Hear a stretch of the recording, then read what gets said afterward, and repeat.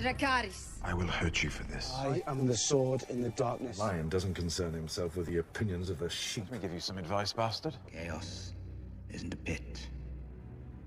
Chaos is a ladder. The Dance of the Dragons. A stupid name for a Targaryen civil war where my ancestors danced away my birthright. Before the war, House Targaryen counted 18 dragons. By the end, we had 2, and nearly as few Targaryens. We would never be as powerful or as feared again.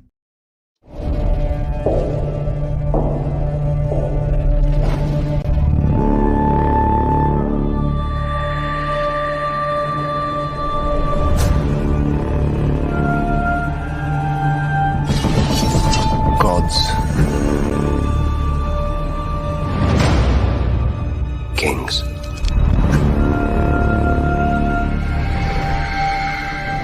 Fire.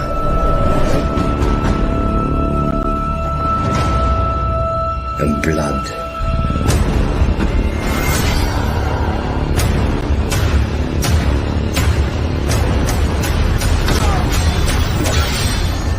Dreams didn't make us kings. Dragons did. The threat of war looms.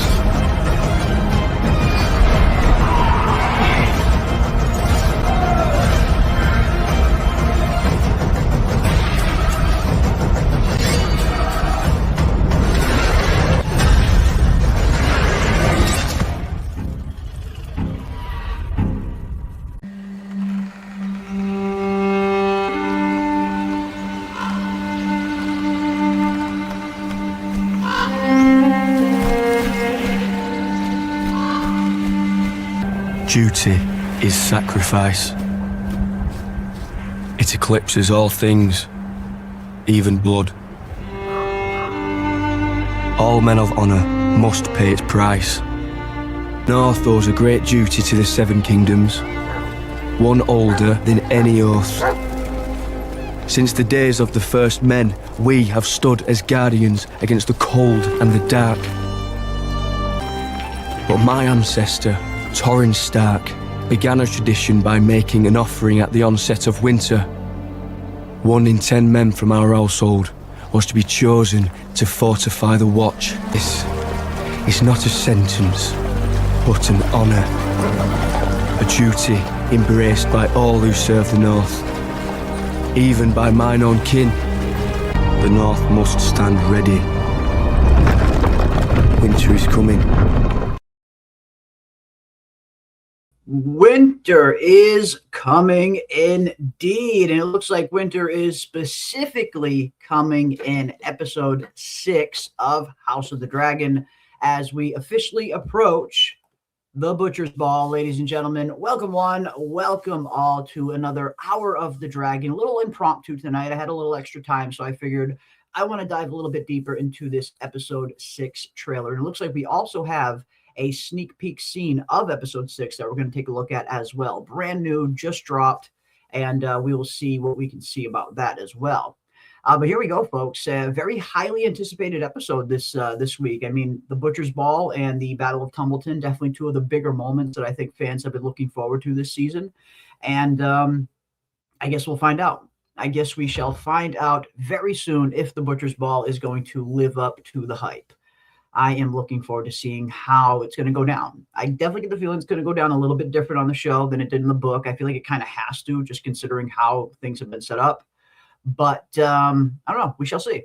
We shall see what is in store for the Butcher's Ball, ladies and gents. Welcome one, welcome all. Welcome one, welcome all. Let's see who we got in this awesome chat, shall we? I hope you guys are ready for episode 6. I know I certainly am. We got Ragnarok Falls in the house. Welcome, Ragnarok. We got Big Dago. We got Nicole Lane. Thank you so much for that, Nicole Lane. That's awesome of you. I'm in the habit of checking to see if Jeremy is going live before I start watching anything at night. That is so nice of you. Even watching House of the Dragon so I could kind of, that is awesome. I mean, if you're getting into House of the Dragon now and A Song of Ice and Fire now, that is so, so awesome. And I would highly recommend, not now, I mean, because the show is going on, but after the show is over, if, whenever you have time, I would definitely recommend getting into the books as well. The books are just so much better. It's so much more of a bigger, rich world, so much more characters. The books really are so good. But no, that's awesome. If you are watching to join in on the streams, that is so freaking cool. Welcome. I'm awesome to hear that. Love it. Anytime we can turn somebody into a Song of Ice and Fire fan, that is always a good thing. That is always good. What is up, Haymaker? Good to see you, my friend. Welcome, welcome, welcome. We got Ando in the building. Vala Magulis. Vala Dohaitis. Welcome, welcome, welcome. Good to see you, Ando. Haymaker. We got Ashley in the house as well. We got Katrina in the building. Welcome, welcome, welcome. Persephone. Welcome, Persephone. Hola. Hola, indeed. Let's get it started.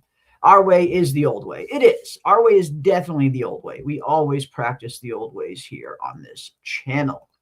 Butcher's Ball, here we come. That is right. The Butcher's Ball is coming up, ladies and gents. Is the Butcher's Ball a big fight in the books? Yes, it is. It's definitely, it's called the Butcher's Ball for a reason, I guess you could say. Like, it's very bloody, super freaking bloody, very one-sided. And it's, you know, there's a very interesting line that a lot of book readers kind of always remember from this battle. After the battle's over, you hear one of the characters in Fire and Blood say, "That wasn't a battle, that was butchery." And that's kind of how it gets the name, the Butcher's Ball. Because, yeah, it's a very bloody and very one-sided battle. And but then again, that's in the book. That's how it goes down in the book. How it's going to happen in the show, have no idea. Have no idea how it's going to happen in the show. But in the book, yes, very much one of the bloodier one-sided battles for sure. And yes, Daemon was right. Dreams didn't make them kings. Dragons did. And I mean, that's always going to be the case, I think, when it comes to House Targaryen. Their dragons are the center and the seat of their power. And we see what happens to the line. We see what happens to House Targaryen after, you know, as the years continue to go on after the Dance of the Dragons, as they continue to get a little bit more diminished every generation until their ultimate kind of extinction.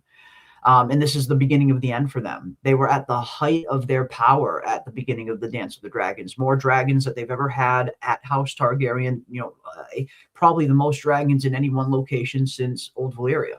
Not probably, definitely. And, you know, who knows what they could have gone on to do. Like, if the Dance of the Dragons never happened, if this civil war never happened, who knows what House Targaryen could have gone on to accomplish. Like, they really could have done some pretty amazing things. We hear Daemon talk about it in the show, how he has very lofty ambitions. Like, conquering Westeros is definitely not enough for him. He wants to keep going. He wants to conquer Dorne. He wants to conquer the Iron Islands, turn the Seven Kingdoms into 9, take the Riverlands, go over to Essos. Like, he wants to conquer the whole fucking world. And that is the kind of mindset that Daemon has. He very much has that Aegon the Conqueror style mindset. And if Aegon was able to do what he was able to do with only 3 dragons, granted 3 very large dragons, but still only 3, who knows what this version of House Targaryen could have done if they didn't go to civil war. Like, how powerful they really could have become. Could have been crazy. Could have been another Valyria. Valyria come again. It could have been. Duty is sacrifice. It eclipses all things, even blood. I mean, am I the only one that just can't freaking wait for Cregan Stark to get back on this show? Like, I am dying to see Cregan again. I was very nervous when I was looking, you know, wondering who are they going to cast to play Cregan Stark, especially considering this is supposed to be a much younger version of Cregan Stark, not an older version of him. And I think they nailed the casting. Like, it's perfect. I cannot wait for Cregan Stark to return. I obviously won't be returning until season 4. But that is the part of the show that I am definitely looking forward to the most. After the whole Battle of the God's Eye that we're going to get in season 4, the Hour of the Wolf is definitely, in my opinion, the best part of this whole story. But then again, that's because you know, I love House Stark, and they've always been my favorite house. So maybe I'm a little biased there. Anything that has House Stark in it is going to be my favorite. But indeed, winter is coming. Winter is coming for the Greens in this episode. That much is true. That much is true. Oh, wow. I made a live show. Welcome, welcome, Vanessa. Awesome. You could make a live show. Yeah, this one was a little impromptu. I don't, you know, I kind of just really spur of the moment went live. just because I had, I finished some work early. I had some extra time, and I was able to get my trailer breakdown out yesterday. So I had some extra time. I figured, let's just go live. I want to dive a little bit deeper into this trailer and see what we can really look forward to in episode 6. And yes, I did just see this, like literally right before I went live. I just saw this news on X a second ago. It looks like George R. R. Martin is officially working on 2 new Dunk and Egg novellas. 4 and 5 are coming. And again, maybe, getting something smaller done like Dunk and Egg, a couple Dunk and Egg novellas, maybe that can get his creative kind of juices working again so we can finally finish Wins. If this, is the thing that helps him break through that hump to get back into that creative process, then I'm all for him taking a little detour and finishing a few Dunk and Egg novellas before he goes back to Wins, because it seems like he's kind of stuck. I mean, after all these years, he seems very stuck. But yeah, I'm all for it. I don't mind it if he's going to pump out just 2 Dunk and Egg novellas, which are much shorter, much easier to write. He already knows what he wants to do with those stories. So I imagine it's not going to take him a lot of time, but fleshing them out could get him back into that creative process where he finally figures out, how to tackle Wins and how to finish Wins. And maybe this could kind of get him over that hump. But yeah, I don't know. I guess we'll see. But yeah, I did just see that 2 more Dunk and Egg novellas are coming. But we'll see. We shall see. What is up, Baylor Blakespeare? I thought I was catching the end of the live stream. No, this is the beginning. We have just started. We're going to be hanging out for a little bit. Going to dive into the episode 6 trailer, and I might even pull up the old Dance of the Dragons animation that I still love to this day. I threw a little bit of it in my intro for the stream, but maybe I'll wait until the season is over so it doesn't spoil it for anybody. But after the season is over, I'm probably going to go back and we'll do a big stream on the animated version of the Dance of the Dragons, because there is a full retelling animated version of the Dance of the Dragons. It's like 20 minutes long. It's very short, very condensed, but it's such a good adaptation. It really freaking is. We'll take a look at that. Yes, the She-Wolves of Winterfell, Ando. I really hope that's going to be one of them. I really do. I mean, he's talked about so many really interesting kind of ideas he's had for Dunk and Egg and where he wants to take those characters. And Winterfell is definitely one of those places. And yes, the She-Wolves of Winterfell. What exactly does that mean? What are Dunk and Egg going to be getting up to in Winterfell? That is the problem. That's the story I want to see the most. Obviously, a very House Stark bias, but that is the one I want to see the most. For sure. For sure. Yeah, the She-Wolves and Village Hero. Do you believe in miracles? Yes. I mean, again, I'm all for it. I know the news has been met with kind of mixed feelings, with some people kind of just seeing on some of the comments that I saw just before I went live anyway on X and elsewhere. People always getting on George like, okay, finish Wins. And I get it. I'm one of those people too myself. I want him to finish the book more than anyone, just as much as anyone, I should say. But he's clearly stuck. There's something clearly very wrong with where he's at Wins. If him taking this break and kind of working on this helps him in that area, I don't mind it. I am all for it. So yeah. Let's get some extra Dunk and Egg novellas.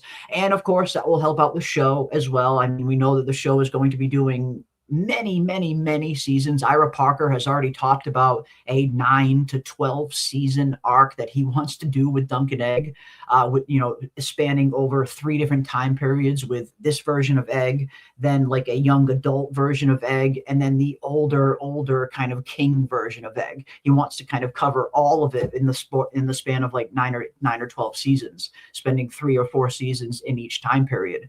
And that's a very ambitious plan, to say the least. I mean, I would love to see it happen, don't get me wrong, but I struggle to see them being able to do all that unless George kind of finishes some of those Dunk and Egg novellas. So if nothing else, this could help the show as well. And I loved season 1 of A Night of the Seven Kingdoms. Really was one of the best freaking shows that came out that year, hands down. Absolutely, it was just so good. It was so good. Daemon is getting a little bit Genghis Khan. Daemon is a conqueror at heart. I mean, that's kind of who Daemon has always been. Even when you look back to the earlier, years of Daemon when he was really, really young. When he first claims Caraxes, he goes right for the most ferocious, kind of dangerous dragons of them all. You know what I mean? Because that's who Daemon is. And even early on in his, his exploits in the in Essos, in the Stepstones, like he's always been the conqueror type. I just feel like that's always been who Daemon is. Hell, he's the rogue prince for a reason. So yeah, he very much has a little bit of that side in him, that conqueror, definitely, absolutely. And yeah, I mean, need more Cregan, right? I absolutely definitely need some more Cregan.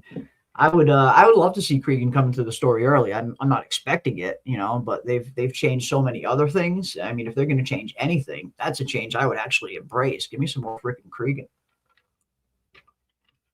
But can't wait for him to return in season 4. That's going to be fun. So ready for the Hour of the Wolf, right?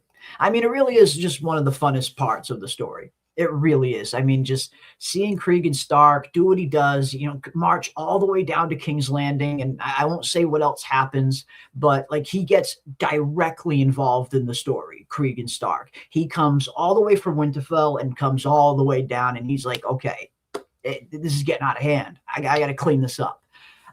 It's just such a good part. It's my favorite part of the story. I can't wait. Cannot wait to see Cregan. Cregan looks like Ned Stark without the beard. I mean, I feel like he could easily look like a younger version of he has that Stark look, right? I mean, I feel like we have an established kind of Stark look that Game of Thrones kind of did pretty good with Sean Bean and Benjen. You look at Sean Bean and Benjen, easily look like brothers, like 100% look like brothers.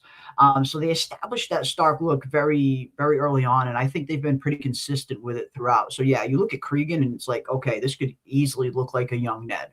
100%. 100 million% for sure. I want to see Cregan Stark behead someone like Ned did in the pilot. I would love to see that too. Ando. Absolutely. Yeah, a true knight always finishes his story. That is very true, rockers. And George has said this many, many times as well. A true knight always finishes a story. But I don't know. I guess we'll see. Yeah, he better not be teasing us. Better not be. I mean, he has in the past, right? He's dangled so much in front of us. I mean, I'm sure I'm not the only one that remembers all the way back to, I believe it was I want to say 2020, where he promised when he promised that year that if he goes to Worldcon and he doesn't have Winds of Winter finished by then, that we can imprison him on that, on that island surrounded by that acid lake that he was talking about. And that was like 6-7 years ago. I don't know. It's crazy. Wait, Game of Thrones based? Yes. And I think you know that. I have to imagine that's a sarcasm question. But yes, of course it's based on a book. Everything is based on a book these days. You look at just about every show, every film. There's not much out nowadays that isn't based on a book. It's just, no new stories are told. Not many new stories are told. Completely agree. House of the Dragon Season 3 has been good so far. Going by too fast, though. It's definitely been better than I thought it was going to be. I wasn't quite sure what to expect coming off of Season 2, because I think, the first half of Season 2 wasn't too bad. First 4 episodes were pretty decent. The Battle of Rook's Rest in Season 2, still to this day, I think that's the best battle in the entire show. Hands down. Rook's Rest, they did incredibly freaking well. You can tell how much time and effort they invested into getting the Battle of Rook's Rest right. I just don't feel like they did that exact same thing with the Battle of the Gullet. It didn't come across that they invested anywhere near as much in the Gullet as they did in Rook's Rest. But yeah, again, Season 2, first 4 episodes, I thought were fine, but that second half of that season, it really, really took a freaking nosedive at times. So I wasn't sure what to expect coming into Season 3, but I've been pleasantly surprised. I can admit that. I think Season 3 has been better than I thought it was going to be. Definitely not perfect. It definitely still has its problems.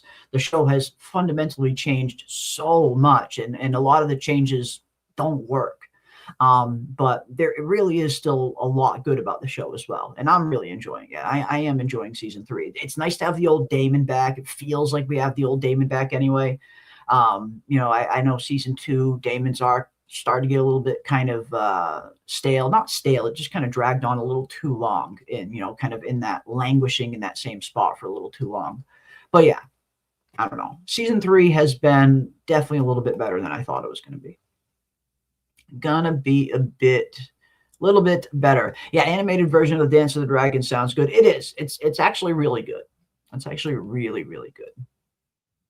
Really, really good. We'll definitely take a look at it for sure. He already called Rogue Prince, and you start killing his bestie. Yeah, he's gonna go more than Khan. I mean, I have to imagine Daemon is going to be on the warpath now after kind of the City Watch getting just completely gutted like that. Yeah, I think Daemon's going to be out for revenge. And it looks like in the trailer, and we're going to talk a little bit about it. I talked a little bit about it in my episode 6 trailer breakdown video, just my regular video on it, but we'll definitely talk a little bit more about it here. It looks like there's one scene in particular in that trailer that I think is leading up to Daemon getting revenge against the guy that has been doing all of this inside King's Landing, the Hightower soldier that Ormond has been orchestrating all of this with. There's one scene that we're going to look at, and I'd love to get your guys' opinion on it. But we shall see. We shall see. Did you say you were thinking about starting Game of Thrones again? I was wondering before I started. I was thinking about starting Game of Thrones again. I mean, Game of Thrones, I'm probably not planning on doing anything on it anytime soon. Once House of the Dragon is over, I do want to watch there are some history and lore stuff that I'm going to bring up, and I'm definitely going to continue to do a Song of Ice and Fire content 100%. Like getting back into House of the Dragon, not so much House of the Dragon, it was really A Night of the Seven Kingdoms that did it for me. It kind of really brought back that itch. Where I just remembered how much I love this world and how much I love these characters and I love these stories. It really kind of brought it all back for me. So A Night of the Seven Kingdoms was freaking great. I cannot wait for more of it. And now that House of the Dragon is here, and we're going to be getting, it looks like, Game of Thrones shows every single year for the foreseeable future. It looks like we're going to be alternating between Dunk and Egg and House of the Dragon and all the other spinoffs that they're working on right now. So there is so much Song of Ice and Fire stuff to look forward to, and we will definitely be covering all of it here on the channel. But yeah, I mean, once House of the Dragon is over, I am definitely going to continue to do a Song of Ice and Fire videos, lore videos, breakdown videos, all kinds of a Song of Ice and Fire videos, really, just like we used to do, like we always did here on the channel. Just because I don't know, I feel the itch again. So there'll be tons of From and a Song of Ice and Fire content on the channel going forward. 100%. We're definitely not going to stop doing the From content either. I know people really want to still talk From, and we've been getting some requests. And we are doing a From stream this Saturday, actually. And if you guys want to come and hang out for that, that is awesome as well. We are going to be diving back into the very beginning of From Season 1, Episode 1 and 2. So if you guys have a chance to rewatch the first 2 episodes of the first season, that is what we are going to be talking about this Saturday on our next From stream. And yeah, we will see if we can pick up on any new clues now that Season 4 is over. But that's Saturday night. Tonight is House of the Dragon. So at this point in the show, Cregan Stark has crossed the Triarch. I mean, Cregan Stark is still in Winterfell at this point. At this point in the show, Cregan is still in Winterfell. But the rest of the Stark army, they have crossed. They have crossed the Trident, not the Triarchy. And the Triarch is the Triarchy. But they have crossed the river. We saw that in the previous episode. We saw Cole and his men. They were doing their best to try and kind of, delay their march, kind of burning all the rivers, burning all the bridges, burning all the crossings. But eventually, it was only a matter of time. They were only going to be able to delay them for so long. So the Winter Wolves and the Rivermen did get across the river, and we saw Cole. This would have been the perfect time for him to kind of just turn around, go back to meet up with Ormond, regroup, and, kind of consolidate your forces. But Cole is, I really think Cole is just so broken. I think he's so psychologically damaged that I just don't think he can go back to regular life, regular, world serving people again. And kind of hear him talking about that. He is a very broken man. I think Rook's Rest just completely broke him. psychologically, mentally, spiritually, seeing what these dragons can do and seeing how little he felt against that. He just never recovered from it, really. So he's kind of been on this, suicide mission really ever since. And we get that revealed in episode 5, where that's 100% what he has been doing. He kind of he full on pretty much admits it, that, he doesn't want to go back to serve. He appreciates Gwaine for offering him, a place in Old Town, a place to serve House Hightower, which is a very prestigious position. There are so many knights in the realm that would kill to be able to serve House Hightower. That's a very high position for a knight. But Crispin's done. Crispy Crispin is fried at this point. He wants it over, and he wants to go out his way. He wants to go out a warrior fighting. And I thought it was very interesting, him saying, "I'm the realm's greatest warrior, and I will go out as such."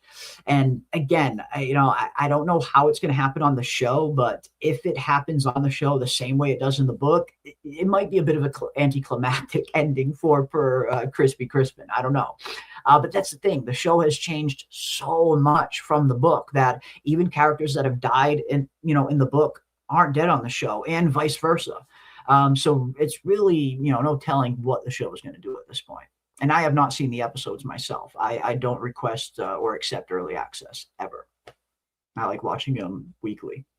But yeah, Cregan Stark still at Winterfell, but the rest of the Stark host and the Rivermen, they have crossed, and it's going to get bloody. It's going to get bloody real quick.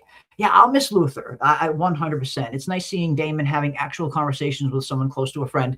It is, and I think that's something that Daemon has, needs a little bit every once in a while, because I feel like Daemon is always kind of isolating himself, even from Rhaenyra at times. Like he very much is the rogue prince. That's just who he is. He liked kind of being on his own, it feels like. But I do feel like sometimes Daemon is better when he has, a bit of a right hand that he can kind of lean on. Like season 1, Daemon, when he was kind of head of the City Watch, captain of the Gold Cloaks, I feel like that's when Daemon was at his best. Like when he had the whole City Watch at his back, they worshipped him. He really raised them up from this petty little nothing force to like a proper, guard.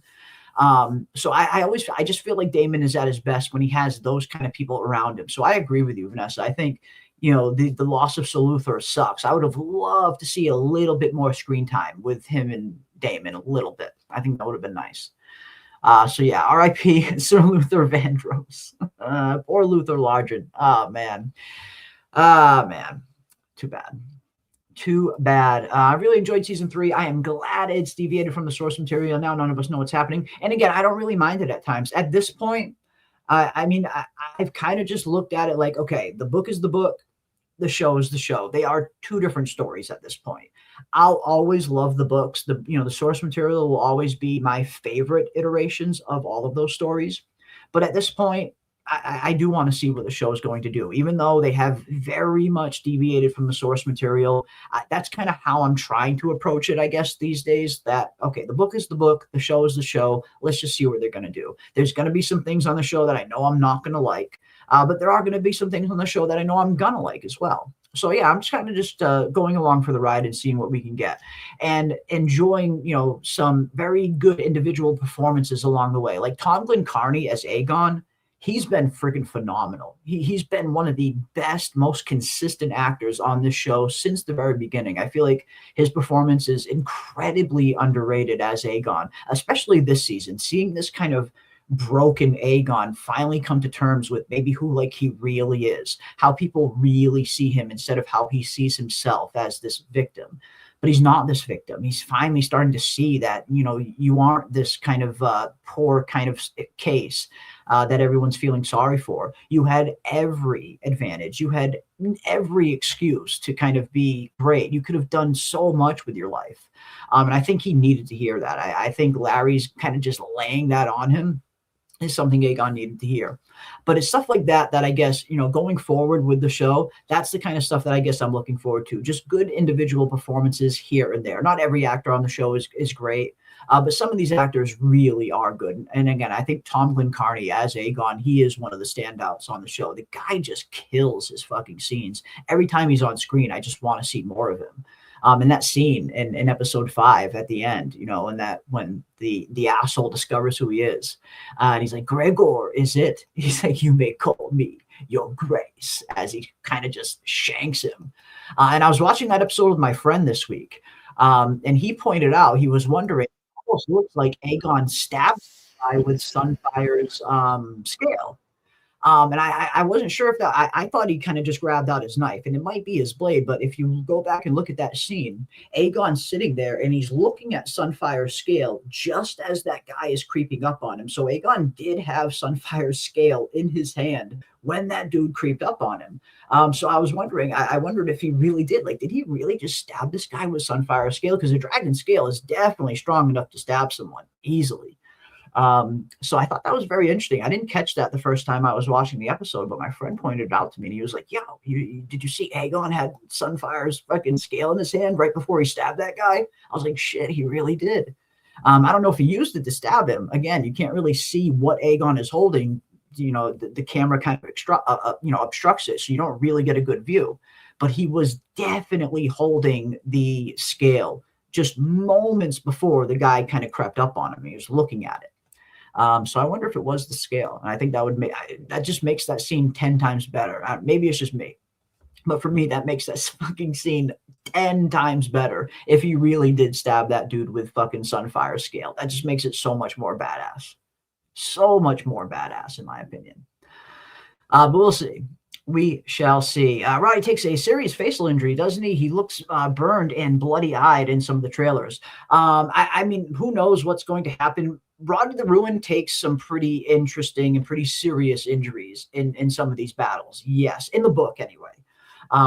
How that's going to happen on the show, I have no idea. I mean, we do see some scenes where he does look a little kind of messy, but it's hard to tell if it's like his mess or blood from people that he's been slaying around him. It's kind of hard to tell. But we shall take a look. We're going to take a look at the episode 6 trailer. And we are going to see what we can see. And I have a sneak peek of episode 6 as well, a sneak peek scene that I just came across on X literally right before I went live. And it's not a whole lot, but it is a sneak peek, brand new little scene from the upcoming episode. And yeah, we're going to take a look at it. We are going to take a look at it. All right. Here we go. Here we go. Yeah, it's only 30 seconds. Apparently, it was released on CBS this morning, today. It was a brand new 30-second sneak peek of the new episode. So we're going to take a look at that, and we're going to take a look at the episode 6 trailer. Is Corlys getting his own animated series? As far as I know, that is one of the series that is still in development. I haven't reached out to any of my contacts at HBO in a very long time, and I probably should. But last time I've heard, the Corlys series was one of the ones that was still in development. And yes, it is an animation show now. It's not going to be live action, which makes sense. That would have been just way too expensive to make live action. But yeah, as far as I know, the Corlys one is still one of the ones that is in pre-development. Will it get greenlit? Who knows? Who knows? Yeah, he already plucked the conspirator's eye. What's he going to do to heterochromia? I don't know. I guess we'll see. I guess we shall see. Yeah, Night of the Seven Kingdoms was amazing. I was so pleased with the first season. Me too. I'm right there with you, Blue. I was so pleased with the Night of the Seven Kingdoms. It really was good. It was incredibly good. I loved every freaking second of it. Great casting. And not just for Dunk and Egg. Obviously, Dunk and Egg were cast incredibly well, but that entire cast was incredibly well from start to finish. Every single character on it. There wasn't a weak link in that entire cast, in my opinion. And that very rarely happens on TV shows. Even some of the best shows, even some of my all-time favorite shows, there's always one or two kind of cast members that are just like a little bit weaker than the rest. It's just natural.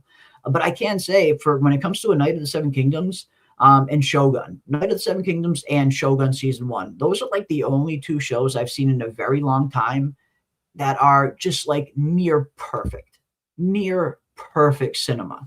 It's not even TV. It's high art, really. Night of the Seven Kingdoms and Shogun Season 1. They're just the two best things I've seen in a very long time. But we'll see. I was hunting out Tywin episodes last weekend. I mean, there's nothing wrong with some Tywin scenes. I mean, I can anytime I see Charles Dance on screen as Tywin, you can't help but have a smile on your face, right? The guy is just so freaking good. And again, the original cast for that show was just phenomenal, freaking phenomenal. Like that was another show that didn't really have many weak links, if any. But yeah, can't wait for another Seven Kingdoms season 2 though. That's going to be fun. What is up, Targaryen loyalists? Welcome, welcome, welcome, welcome, welcome, welcome. We are going to be talking episode 6 predictions. Not just episode 6, but the rest of the season as well and beyond. And where else we're going to be going from here. Again, this has definitely kind of reawakened the A Song of Ice and Fire me. It's reminded me of how much I love this world, why this is my favorite world in all of literature. This has reminded me of that. A Knight of the Seven Kingdoms, and again, even to a certain extent, season 3 of House of the Dragon. It's been way better than I thought it was going to be. I wasn't sure what to expect after season 2, but it's reignited that fire in me for A Song of Ice and Fire. So I can't wait. There's so many videos that I want to do. I have like literally a list of lore videos that I want to dive into and start doing now. And I'm going to do all of them. We're going to get through all of the videos that are on that list. And I'm looking forward to it. I am looking forward to it. We shall see. They did a pretty good job completing his arc last episode. Glad to get more Gwaine. Gwaine has been great on the show. Freddie Fox has been another one of those surprising castings that's been just, he's so good every time he's on screen. So I love Freddie Fox. I was kind of glad he's kind of slipped away. I didn't really want to see him die, in the Butcher's Ball. So I'm glad he slipped away a little bit there. It looks like he is going to make it back to Old Town just based on some of the trailers that we saw. We see that one shot of him and Ormond together. So he does make it back to not Old Town, to Tumbleton. But yeah, I'm glad that he slipped away there. Freddie Fox has been a breath of fresh air every time he's on screen. And I think Gwaine as a character has also been a pretty intriguing character as well. They've really fleshed that character out a lot more on the show than in the book. Same thing with Ormond. They're really peeling back the layers of these characters and giving them way more depth, a lot more character development. Like we're seeing that Gwaine is like a true proper knight. Yes, he might have grown up in Old Town and in the High Tower and with a silver spoon in his mouth, but he does have that kind of that true knighthood chivalry in him. And I think that was something that was interesting to kind of explore in his character from the first time he got introduced in season 2 to now. Because when we first see him on the show, he starts off like super arrogant. They're making fun of Cole. They're picking on him. Very kind of snotty kind of behavior. But we slowly start to see that's not really who Gwaine is deep down. Deep down, like he really does have a moral code. He does have kind of a calm center to him. And he does have that kind of chivalry about him where he does kind of comport himself like a true knight. I mean, you go back to some of the kind of scenes of the camps, the Greens camps, especially when Crispin is kind of just having that 1,000-yard stare. He's kind of just checked out. He doesn't care about anything, even to the point where innocent women getting kind of abused right next to him, he does nothing about. But you see Gwaine kind of step up like, hey, like, are you gonna let this happen? You're the commander of this camp. You have to enforce the law. So I thought that was pretty interesting how they kind of explored Gwaine's character like that. They peeled back the layers on him a little bit, and we got to see that he's actually a pretty good dude. One of the better dudes on Team Green, I would say, just morally. He seems to have a better moral center than some of the other characters on the show. So yeah, I've been enjoying Gwaine. And again, big shout out to Freddie Fox. It's been his performance that has really brought that character to life. Obviously, it's the writing too, but it's more the performance, in my opinion. He's been killing it. Absolutely fucking killing it. So yeah, it's been good. It's been pretty good. Yeah, Cole's collapse makes no sense. Being outnumbered 200-1 is a helpless as fighting a dragon. It is. But I mean, for Cole, I think he's just, this is what he wants. He wants to go out like a warrior. He wants to go out fighting against those type of odds, 200 against 1 odds. That's what he wants to be known for. He wants to be known for the realm's greatest warrior. And hopefully one day Alicent can hear those songs. It's really all he's doing this for. But no, I can see why he's doing it, because he's just broken. Again, the Battle of Rook's Rest completely broke Cole psychologically, emotionally, psychologically, spiritually, every single way you could be broken. Rook's Rest broke Chris Cole.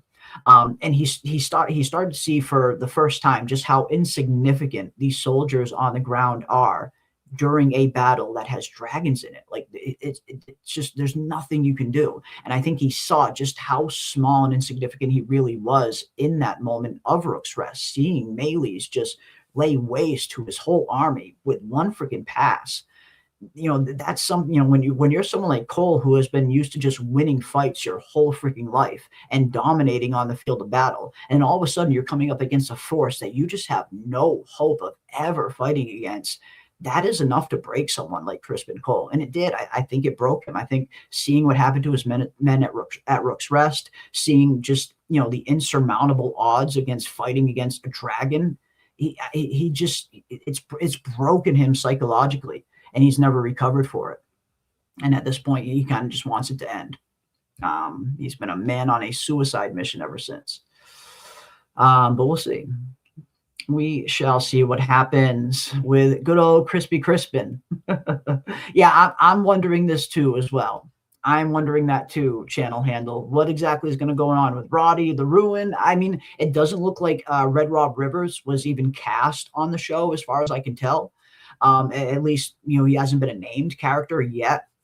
So I don't think we're going to get that parlay scene, at least when it comes to Fire and Blood. When we get to the Butcher's Ball, there's a little parlay before the battle happens.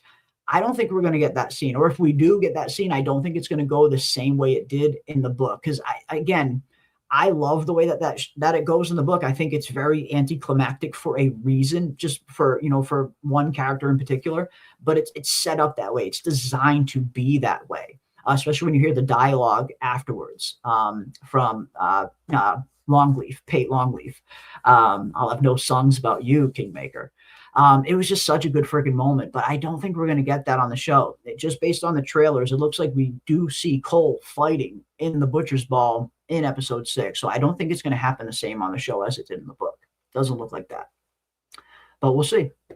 We shall see what happens. From what I'm hearing, the Butcher's Ball happens at the beginning of the episode. It's not something we have to wait very long for apparently. People are saying it comes in like the first 10 minutes or so. So we'll see. We shall see. Best scene this season so far. Oof. Best scene this season for that scene that we were talking about last week, that scene with Tom Glencarny and Larry's, with Aegon and Larry's. I'll pull it up. We'll take a look at it.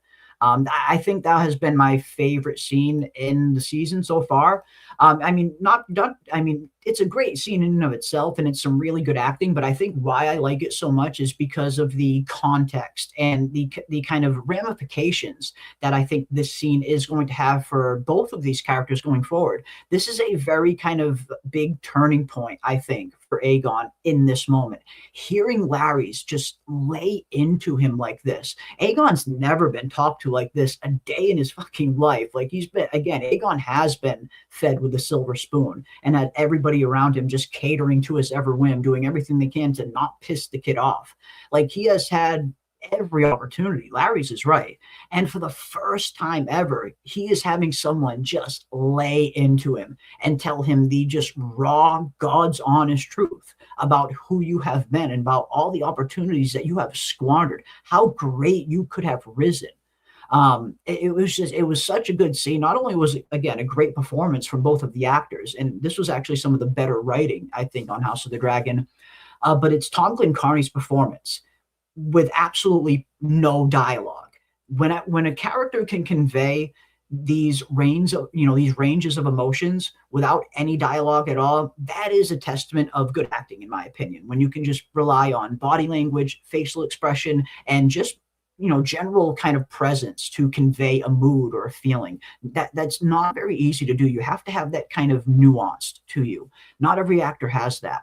Tom Glencarny does, though, and he has it in spades as far as I'm concerned.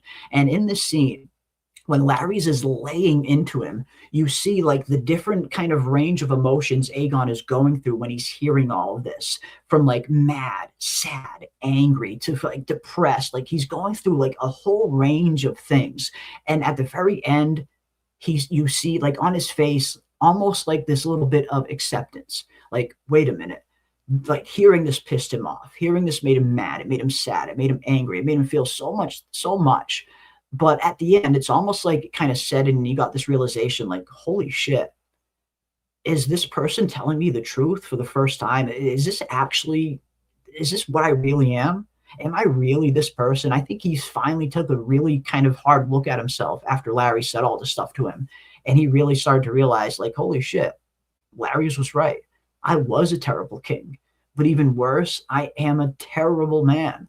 And it was, I don't know, it was just such a profound scene to see these two kind of characters kind of have this back and forth like this, and to see the ramifications I think it's going to have on a character like Aegon. Again, I think this could be a very interesting kind of catalyst for Aegon's character. And depending on what the writers, do with it from here is really up to them. But they have a really, really good opportunity here to evolve the character of Aegon even more. And I really hope that they don't squander that opportunity, because they do have a good one there with him. Considering where he could go from here, the evolution of him becoming a little bit more of a serious character, becoming a little bit more of, kind of getting to not his potential. He'll never reach the full potential that he could have risen to, obviously, but he can become better. He can become more than what he is. The childish, kind of foolish Aegon, he can put that side of him to bed finally and really evolve as a character. And I hope that is what we see from him. Again, they have an opportunity to really do something good with Aegon and Larys here. But we'll see. We'll see. But this has been probably my favorite scene in the entire season, for sure. Probably my favorite scene. And we'll watch it. We shall watch it. I'm sure he thought I was a terrible king, but what I could have... Una ribas, ixan, bradegri. I'm sure he thought I was a terrible king, but what I could have been if I was given his fucking advantages. And Mother indulged him. She loved him more, is the truth of it. Poor darling Aemond and his scabby little eye. Poor darling Aemond and his scabby little eye. And again, it's just, you see Aegon going on this tangent. And, and nobody ever wants to see themselves as a bad person. That's just human nature. That's just human psychology 101. No human ever wants to look at themselves in the mirror and say, I'm a bad guy. I'm the villain of the story. Everybody is the hero of their own story in their own mind. Even the darkest of villains look at themselves as heroes. At least most do. So it's not easy to kind of take that really cold, hard, honest look at yourself and say, wait a minute, maybe I'm not who I thought I was. Maybe what I thought I had, maybe these disadvantages I thought were disadvantages were really advantages that I just didn't take advantage of.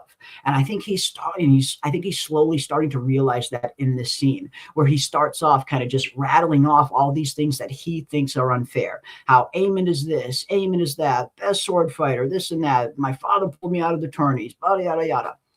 And he sees himself as a victim at the beginning of this conversation. And I think by the end of the conversation, he has a totally different outlook on who he really is as a person, where he realizes, wait a minute, maybe I'm not this victim that I portray myself to be.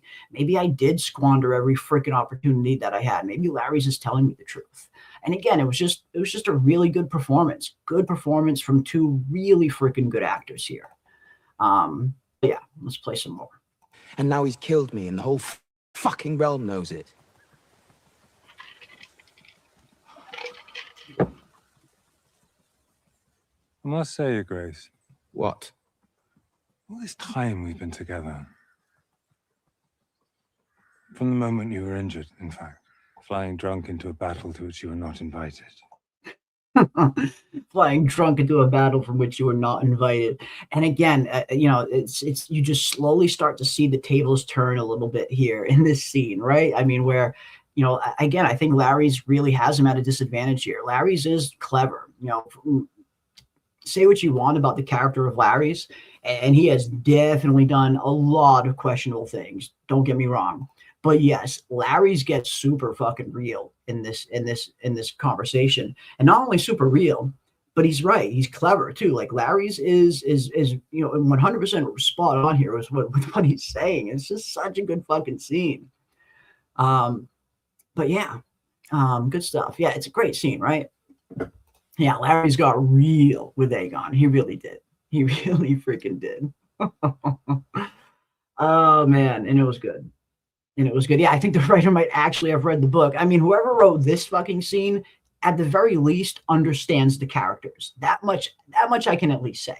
Whoever wrote this scene, whoever wrote this episode, definitely at least understands the character of Aegon, or at least has a pretty good idea where this character of Aegon can and should go. In my opinion, anyway. I know everybody has their own. And I definitely can't say that for every character. Don't get me wrong. There has been a lot of storylines that I think have been just squandered on this show, like really freaking badly. But there are some really good ones as well. You know, I mean, just like we point out the bad, we want to point out the good too. And I think Aegon's has definitely been one of the better arcs on season 3 so far. And, you know, his writing's been good and the performance has just been freaking phenomenal from Tom Wayne Carney. But Larry's has been good as well. Again, Matthew Needham, who's been playing Larry's, has been killing it in this freaking role as well. So yeah, let's hear a little bit more. You've done nothing but whinge and self-flagellate with a tenacity I find astonishing. You, who had every advantage in life, you who had every chance to shine, firstborn son, prince of the realm, the finest tutors, the finest knights, instructing you on the sword, a dragon so beautiful they named him after the sun itself. Man, and I think Aegon really needed to kind of hear all this stuff get laid out, just one after the other, right in front of him. He needed to hear all of this stuff to realize just how much he really has squandered. Because I don't think Aegon has ever, again, nobody ever wants to look at themselves that way. Nobody ever wants to kind of shift their perspective and look in the mirror and think, okay, am I really the villain? Maybe I'm not a victim. Nobody wants to look at themselves that way. But Aegon is kind of forced to look at himself that way here in the scene, with Larry's kind of just laying all these things out one after one. Every single thing that you have squandered since you've come into this world, who have had every kind of advantage in life, and he has. You know, you can just see the look on Aegon's face. It slowly starts to seep in that, holy shit, Larry's is fucking right. Tenacity I find astonishing. You, who had every advantage in life, you who had every chance to shine, firstborn son, prince of the realm, the finest tutors, the finest knights, instructing you on the sword, a dragon so beautiful they named him after the sun itself. You could have risen to greatness. But instead, you trampled your birthright in the mud. We talked a little bit about this last week, but I don't know why the way Larry says you trampled your birthright in the mud, like the way he delivers that dialogue, like the cadence, I guess, in which he delivers it in.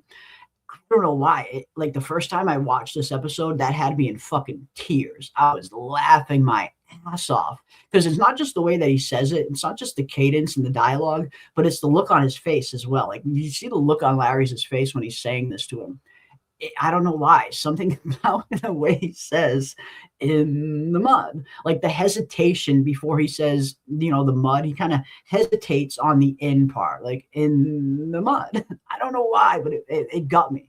It fucking got me. It hit me in that funny bone where it just fucking made me laugh my ass off. I was laughing for like 15 fucking minutes when I saw the scene the first time. I had to pause it and everything. I kept rewatching. I don't know why. Every once in a while, like you'll see just like little things that just are super fucking funny that maybe aren't funny to other people. But for me, it got me. You could have risen to greatness, but instead you trampled your birthright in the mud. In the mud. It is pure poetry, right? 100%. Fucking pure poetry. This is high art right here. This is great. This is why this is my favorite scene of the entire season so far. It's just so fucking good. Just spitting facts, right? Spitting straight facts. You trampled your birthright in the mud. It's just oh man. Yeah, he's reflecting now. definitely reflecting now, for sure. Yeah, every time I see him hit that wheel, my hand hurts. He hit that wheel pretty hard, right? He did. He was banging on that freaking wheel. He certainly was. All right, let's hear a little bit more. You lazed, reveling in mediocrity, fucking anything in sight and drinking yourself into oblivion with your sycophantic friends. And I love that part. See, this is what I was talking about earlier about the very subtleties and the nuances of really good acting when it comes to being able to convey something without any dialogue at all, just body language, just facial expressions, just being able to emote the right way. And Aegon does it so fucking good here, or Tom Lucarni does it so good here, I should say. You see the look on his face where he goes from like anger to like almost looking right up at Larry's like, shit, I think he's right. It's just, it's these little subtle expressions that I very much enjoy in an actor. To greatness. But instead you lazed, reveling in mediocrity, fucking anything in sight and drinking yourself into oblivion with your sycophantic friends. Right there. Right there. The little facial expression on Aegon's face there. Like, you can tell, like, it's so hard for him to hear this. Like, it's killing him to hear this. And when I first saw this scene, I thought for a second Aegon was going to get up and fucking stab Larry's for a second. But no, I love it. I absolutely love the facial expressions. He's just so pissed here. But he knows deep down it's true. And I think that's why it's such a good scene. And that's why it's such a good performance from Tom, because he's able to kind of convey all of those ranges of emotions from, again, anger, sadness to ultimately realization. Man, again, this is good. This was good acting, in my opinion.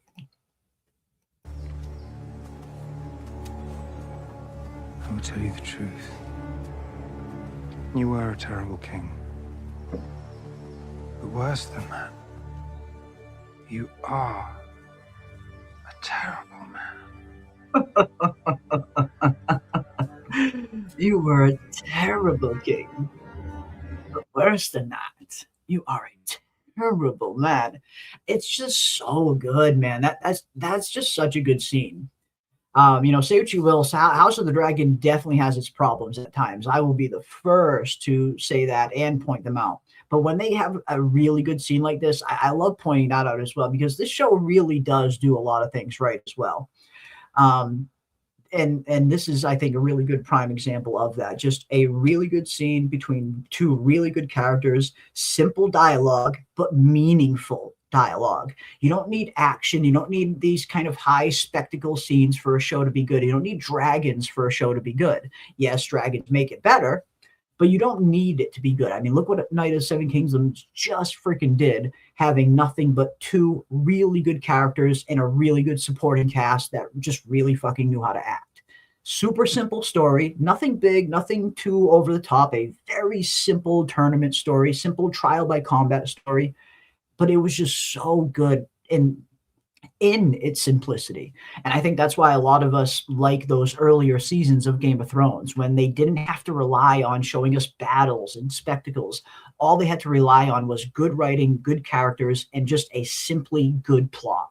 And I think that's what we have sometimes at here with House of the Dragon. I think we're getting that with Aegon's plot, at least. Where this is all you need. All you need is two good actors, some decent written dialogue, and throw them in a scene that is actually meaningful, a scene that has stakes for the characters, even if it's just personal stakes, to the point where they're finally taking a closer look at themselves in a mirror in a way that they never have before, so they can evolve as a character. This is good character development, in my opinion. So yeah, this was probably my favorite scene. Favorite scene of the season was this. Larry's and Aegon just fucking going back and forth. Absolutely great. Absolutely great. I had that same funny moment. Otto said, "Your Grace." When Otto said the best "Your Grace" I've ever seen when Viserys dismissed him to hold down. Yeah, Otto has some really funny moments as well. Otto had a really good one in season 2. I think it was either season 2. It was episode 3 or 4. It was at the very beginning of the season. It was right when right when Aegon was dismissing Otto as Hand of the King, and he was making Crispin Cole Hand of the King. That was one of Rhys Ifans' best fucking scenes, because that was the only other time Aegon had ever been laid into a little bit. That was the only other time anyone had ever like really told Aegon what he really is, and you know how much of a kind of fuck up he really is. And yeah, his ear does look a little bit like a butthole. Very true. It does. But no, yeah, Otto's had some really good scenes, some really good, you know, kind of comedic levity scenes that aren't meant to be comedic, you know, that accidental comedy that shows are known for. House of the Dragon has that for sure. For sure. Yeah. But yeah, definitely my favorite scene. Definitely my favorite scene. I enjoyed the Sabitha, and I enjoyed Sabitha and Torrhen too. They kind of love it. That is actually a pretty good scene, actually. Yeah, when they're at the small council meeting, Rhaenyra's small council meeting, and you know he's just telling Sabitha about all the ins and outs about the council, who's who hates who, and all of this. It's good, and again, I like that actor as well. That dude's great. The guy playing Torrhen Manderly. I'm blanking on his name right now for some reason, but he's great too. Great too. My best scene so far was Otto beheaded. Awesome. Yeah, I mean, again, I actually liked that scene because I was glad that they didn't have Rhaenyra just like go full on like nasty with a sword and just take Otto's head off, because it just would have been so unrealistic. I mean, this is someone who's never held a sword, really. He's never been trained with a sword. So if Rhaenyra would have just cut off Otto's head super cleanly, it just would have made no sense. I mean, it just would have come across very girl boss, I guess you could say. So I was glad that they kind of made her a little incompetent with a sword. That was much more realistic. I'm glad they went into the realism there instead of just kind of portraying her like this naturally gifted swordsman, which she wouldn't be naturally unless she was trained. So I liked it. I thought it was good. It lent a little bit more into the realism with her kind of just being incompetent, inept with this sword, where she just completely misses the first time, and is lucky enough to get it on the second swing. So I liked it. I think it lent into the realism a little bit more, the way they played it out that way, for sure. Yeah, danced away my birthright, Viserys Targaryen. That's going to be on his tombstone right there, Triple H. That's going to be on his tombstone. He danced away my birthright. I like the way Massaria said Hightower at Allison like it was a slur. Oh, yeah, I know what scene you're talking about. Yeah, that's rich words coming from Hightower. Yeah, I remember that scene. Yeah. Yeah, she did kind of say it very kind of like it was a slur, like it was an insult to even be a Hightower. Absolutely, 100%. I remember that one. That was a good one. Yeah, and right. I mean, Aegon had so much more advantages than Aemond. He can act like he was the victim all he wants, and that Aemond was gifted with all this stuff that he wasn't gifted with. But he was gifted with everything that Aemond was gifted with. Hell, if not even more. Aemond's dragon egg didn't even fucking hatch. Aemond grew up most of his childhood without a dragon, getting picked on and made fun of by his own brother and all of the other kids, Rhaenyra's kids too. Like, if anything, Aemond fucking had the rougher childhood, not fucking Aegon.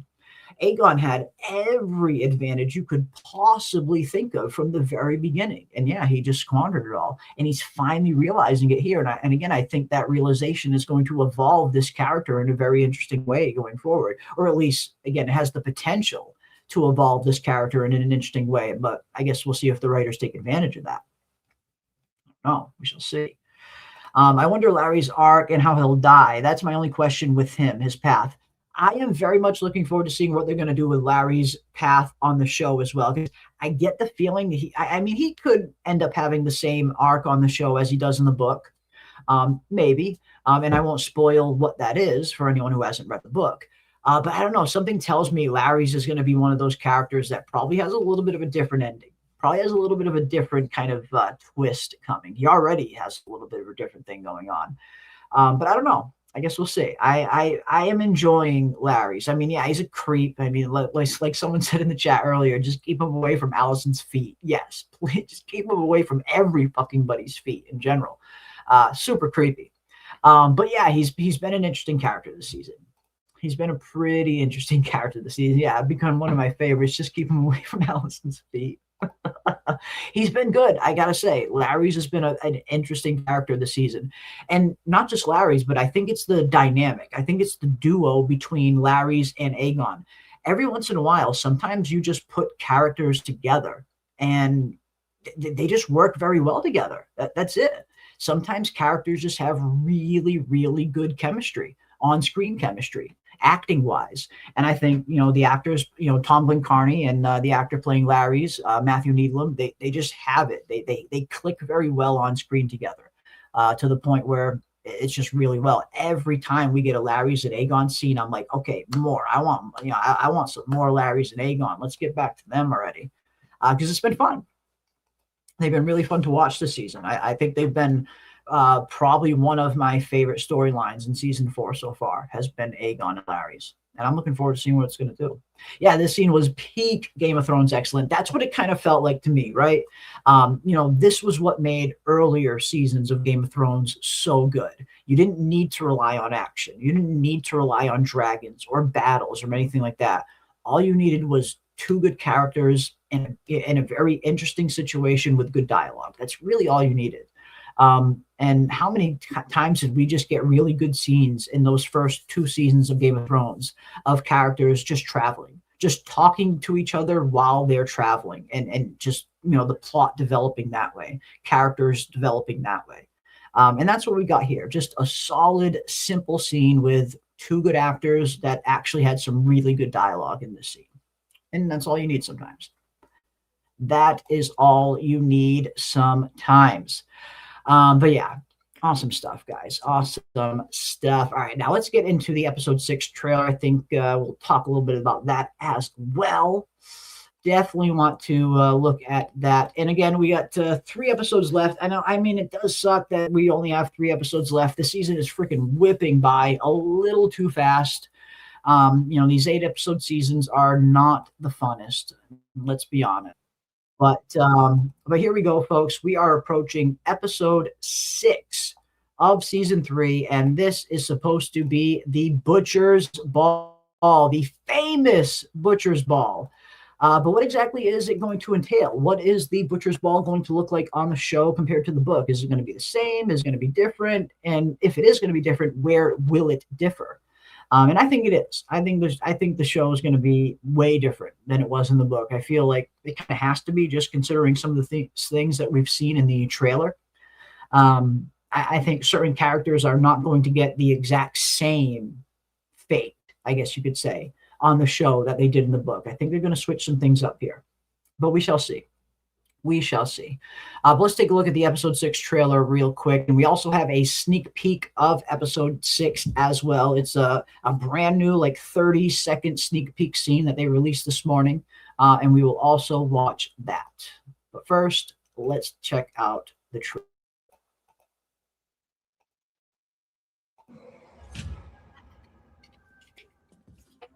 Have you forgotten already the doom that hangs over you?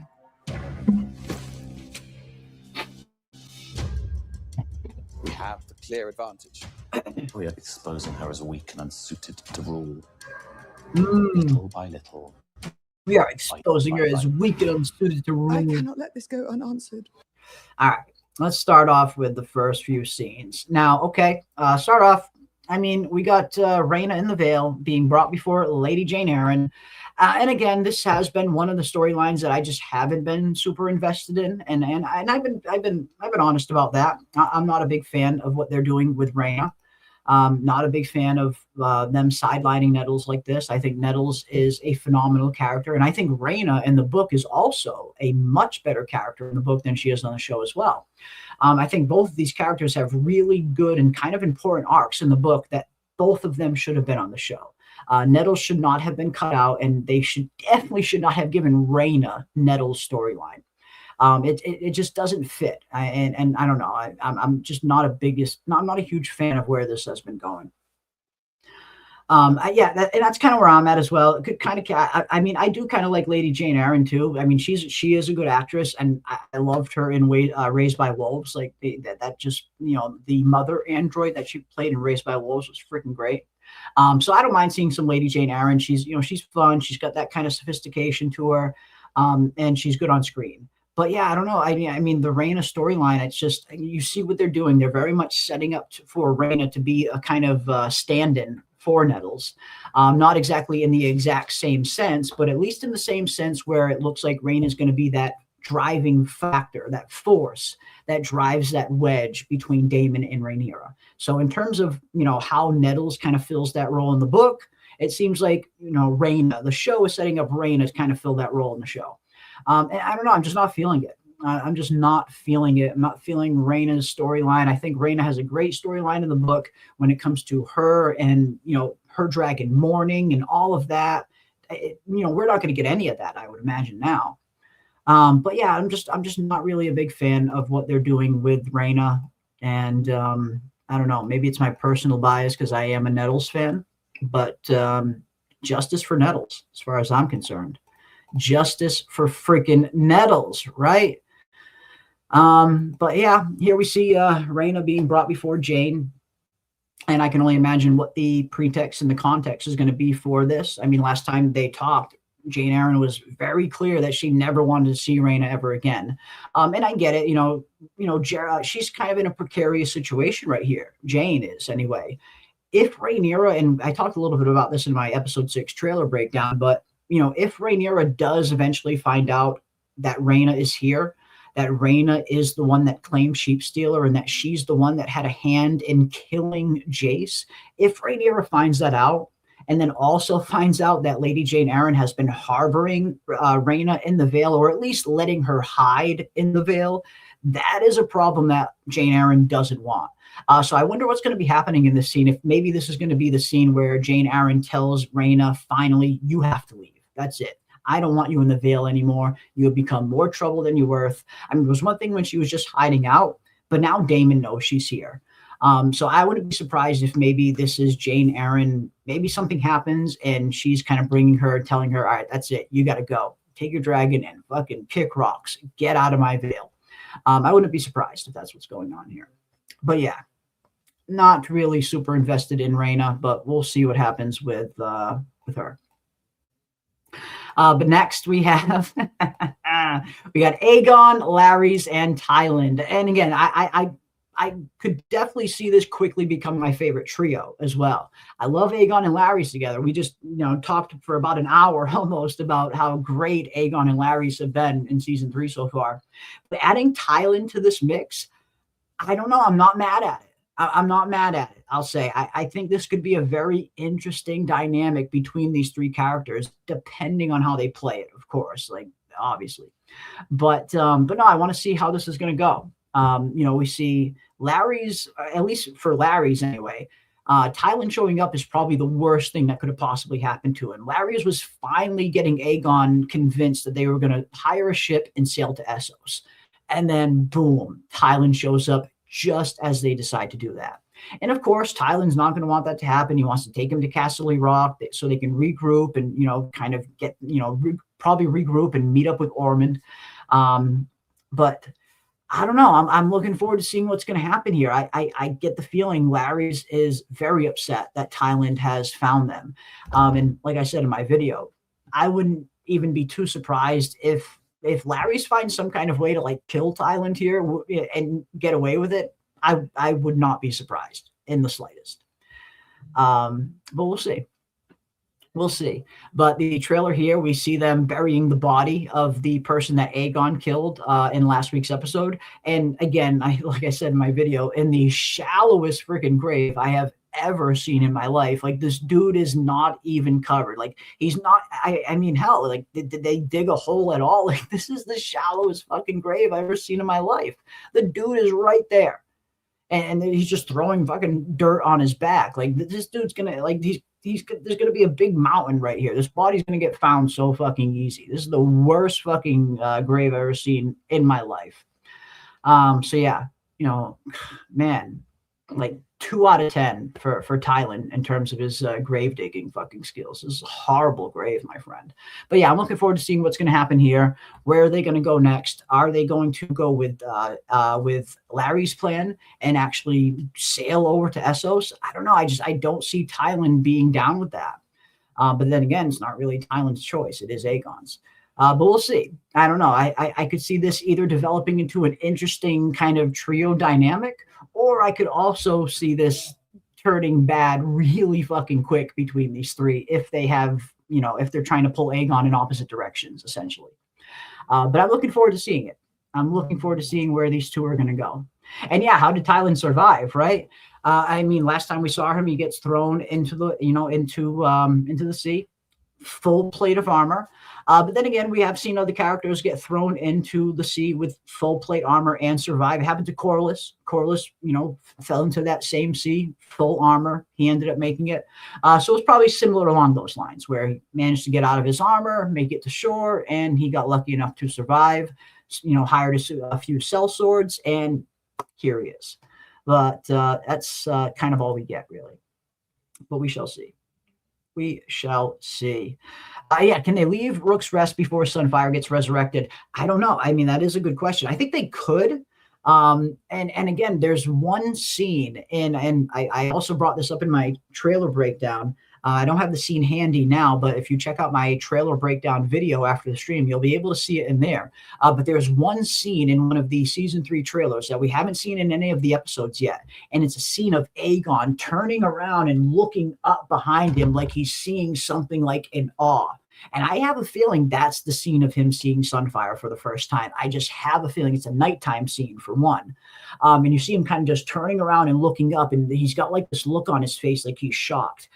I don't know. I think that might be him seeing Sunfire for the first time. It could be him seeing another dragon as well. Maybe Vhagar's flying overhead, or a different dragon. That's possible as well. But I don't know. The look on his face and the way that scene was in that trailer, I don't know. Something tells me that it might be Sunfire, that he's looking up and like seeing Sunfire for the first time and realizing that he's alive. So I hope that that's the case. You saw it too? Okay, great. So yeah, that's the vibe I got anyway. Like when I first saw that scene, that's the first thing that came to mind. Like, holy shit, this might be the scene where he's first seeing Sunfire come back for the first time. But no, it is a good question.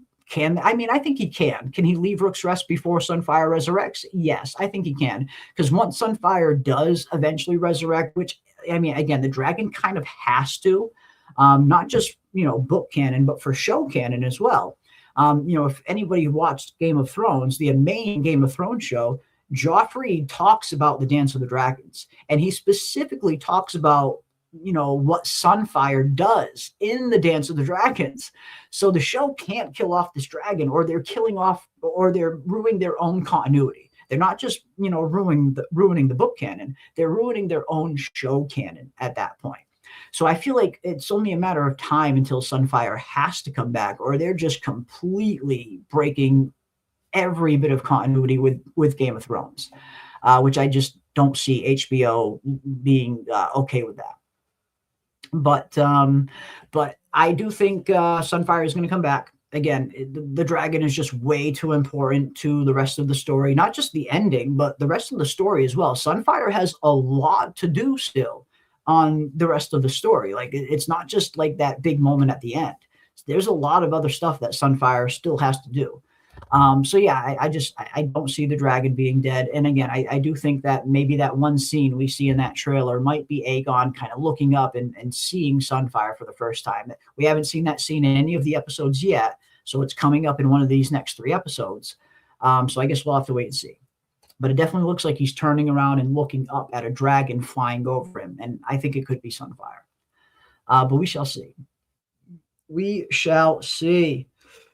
But yeah, looking forward to seeing where this dynamic is going to go. Again, are they going to fight over Aegon? How is this going to work? I don't know, but I know Tylan's not happy with him being here. We have the clear advantage. We are exposing her as weak and unsuited to rule. Little. Okay, now we got to talk about this. I talked a little bit about this in the trailer breakdown, but we're going to expand upon it a little bit here because a few people threw something in the comment section that I didn't even notice at first, and I 100% agree with. When I first saw this scene, I thought, okay, we're seeing Ormond talking to Daeron about we have the clear advantage. And I know he might think that. He might feel that way right now after the kind of victories he's been getting inside King's Landing with the Gold Cloaks getting killed off. And then we switch over to this scene of a Gold Cloak, or what looks like a Gold Cloak getting followed. I was weak and unsuited. And we see this guy right here, of course. This is the Hightower soldier that has been doing all of these killings, the one that Ormond has been orchestrating all of this with. And here we see him following yet another Gold Cloak, seemingly looking like he's going to claim another victim. But when we look a little bit closer, that is not what is going on here. It looks like this is very much Daemon setting this guy up for a trap, setting him up to walk into a trap anyway. I have a feeling that Daemon is probably going to uncover who exactly is doing this at some point very early on in episode 6. And he's going to set up this elaborate trap, this elaborate scheme to catch this person that is doing all this. And yeah, it's 100% Daemon Tear, right? Like you see him walking and you can see it kind of folded up. Like it's even folded up in a way. See, it's how he has it like folded up and kind of in the freaking armor. 100% Daemon. So yeah, I have to imagine somehow Daemon figured out who this guy is. He identified him and that he was the one that Ormond was working with. And now it looks like Daemon is setting a trap for him, luring him probably into some kind of alley or in some other kind of trap where he can catch him, interrogate him, and find out who else he's working with. So I think it's a good time for this to happen. They have to wrap up this King's Landing storyline. They can't keep this going on too much longer. As intriguing as it's been to see Daemon kind of play detective, there's only 3 episodes left, and just based on what we know where the show is going, we know that Daemon is going to be taking part in the first Battle of Tumbleton, which is a very big change from the book. Daemon does not fight in that battle in the book, but he will be fighting in that battle on the show, and so will Caraxes. Caraxes will be there as well.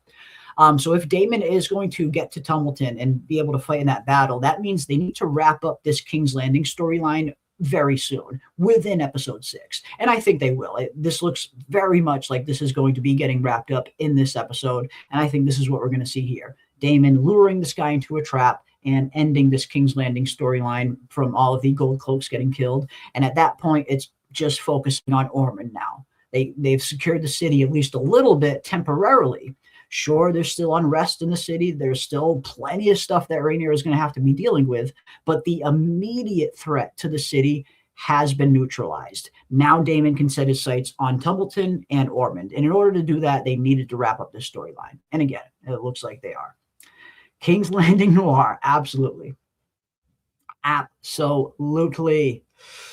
Love it. Yeah, and that's a possibility as well, that maybe they couldn't afford to have Sunfire injured and alive all that time. That is possible. I mean, they did build that giant, life-size replica of Sunfire. Like when we see Sunfire in that episode, that's not CGI. That's like a legit full-on dead replica body of Sunfire that they built.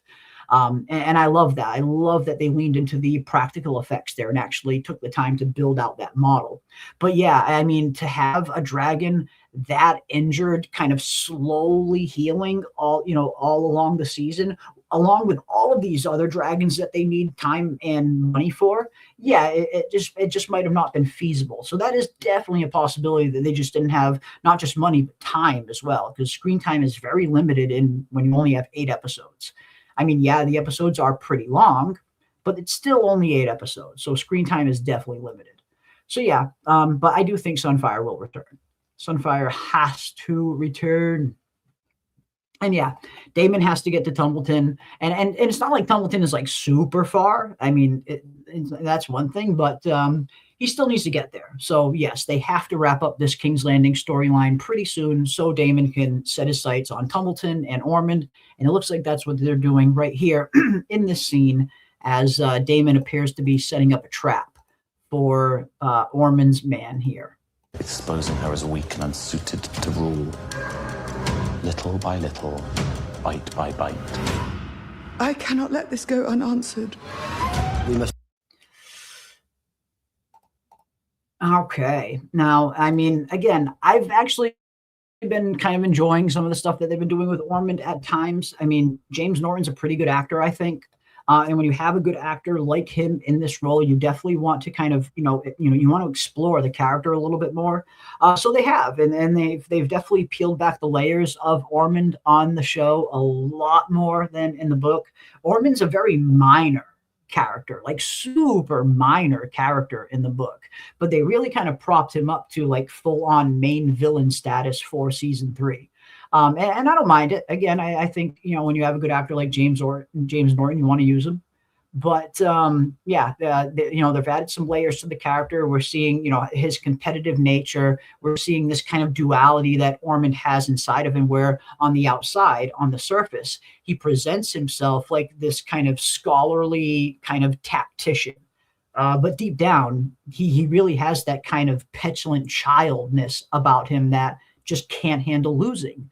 So I like the duality that they're playing with Ormond here. And we see it multiple times. I mean, how many times have we seen Ormond just crash the fuck out this season? Whether it's him taking out his sword and, chopping up the table or whipping off the game board. He has been crashing out left and right, but he's also been trying to present himself as like this master tactician. He talks about how much he kind of admires Miriam Martell and how she has such a brilliant strategic military mindset.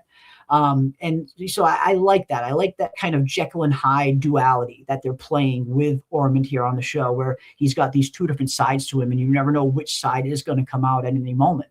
And it's made the character a little bit more fun. They've definitely, again, they've peeled back the layers on Ormond a little bit more. They've made him a little bit more nuanced. And that's always a good choice. So I'm looking forward to seeing what they're going to do here. They have definitely villained up Ormond for sure. Like, he is full on villain status in season 3 now. We hear Rhaenyra talking about, can't let this go unanswered. And I have a feeling that is probably before her and Daemon set up that whole elaborate scheme to kind of catch that Hightower guard. It looks like they're going to be doing anyway. It looks like that's Daemon walking down the hallway, down the alleyway, getting followed anyway. So that scene is most likely out of sequence. That's probably before it happens. But then we get this awesome shot of the Bronze Fury, Vermithor himself, flying over Tumbleton. And this dragon, again, is just absolutely massive. So massive. I mean, Vermithor is close, very close to Vhagar size. Not quite as big, but kind of close. Ormond is no Tywin. Absolutely not. He is not on that level. Yes, they have peeled back the layers and they have made him a much more interesting character on the show than he is in the book. But no, he is no Tywin. He is nowhere near on the level of Tywin. Tywin actually is a master tactician. Tywin actually is a master strategist, and he's also someone who has self-control, who can compose himself in any situation. You never see Tywin losing it like that, ever. Tywin never fucking gets rattled. So no, Tywin and Ormond are nowhere near on the same level. And if Ryan Condal said, I don't know if Ryan Condal said that, but if he did, I'm sorry, he is dead wrong. Ormond and Tywin are not even close to being on the same level. Again, they've made Ormond an interesting character by peeling back some of those layers and giving him that duality of this Jekyll and Hyde, this kind of petulant child side and this, military strategic side. But at the end of the day, he's got that petulant childish side too. And just for the very fact of that negates him ever being on the level of fucking Tywin. Tywin stands in a class in and of himself, I think. Tywin is one of the best strategists, one of the best tacticians that Westeros has ever seen, and one of the most clever minds that Westeros has ever seen. Not only is he a very good battle commander and military strategist, but he's also very good at playing the game. Tywin was hand to the king for the Mad King for many, many, many years. And Tywin was the reason that King's Landing and the realm ran so freaking smoothly, to the point where that's what made the Mad King so jealous of Tywin, that Tywin was getting all the praise for all of these great reforms that he was doing. For anyone to say that Ormond is on the level of Tywin, That's crazy. That's just absolutely crazy. Again, they've definitely made Ormond a much more interesting character on the show, but he is nowhere near Tywin level. No freaking way. That's an insult to Tywin, in my opinion. That is an insult to the greatness of Charles Dance. But again, James Norton is good too, so I don't want to say he's not. He's good. But he ain't Tywin good. Hell fucking no. Hell no. First, burn the villains out. Wait but a while longer. At what cost?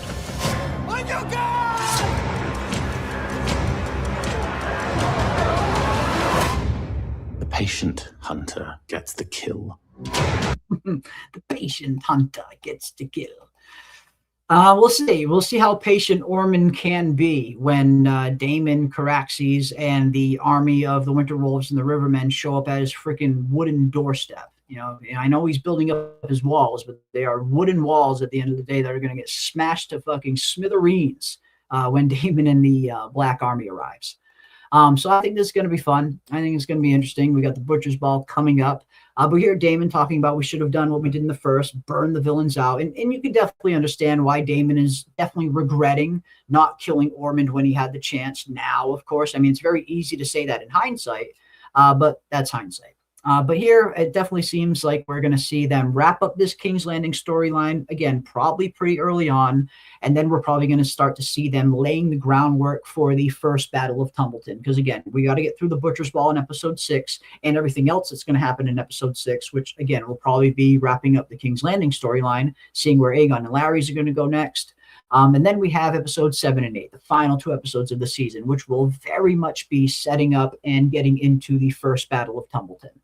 So that's what I'm expecting for Episode 6. I think we'll get the Butcher's Ball. From what I'm hearing, it happens in the beginning of the episode, the Butcher's Ball. And then the rest of the episode will probably be tying up some of these storylines and kind of setting the pieces, you know, putting the pieces on the board for that first Battle of Tumbleton to end the season off on. So I think it'll be interesting. Again, they have a very they have a good opportunity here to have, you know, a pretty strong ending, you know, depending on how they do it. So I'm looking forward to seeing what they do. We shall see what they do. Yeah, he actually said that. Crazy. Absolutely crazy. Again, I think they've made Ormond an interesting character. They've made him much more nuanced. They've given more layers. But no, he is no Tywin. Stop it, Ryan. Stop it. I love Alan being on the small council. I actually do too. I think Alan of Hull and Abubakar Salim in particular, he's another one of those really fucking good actors that just happened to kind of fall in a role that he's just really good in. And same thing with Corlys. I think Steve Toussaint has been just phenomenal as Corlys.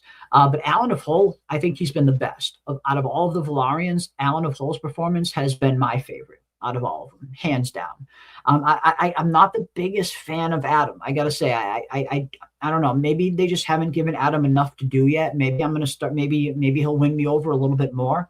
But so far, I definitely like Alan a lot more. I think Alan has just been nailing that role. Well, Abubakar Salim, anyway, has been nailing that role of Alan. So, yeah, I like seeing him on the small council. I think they've evolved his character quite a lot as well. We don't learn a whole lot about Alan and Adam in the book, a little bit. But they definitely have given them proper backstories, proper kind of character development.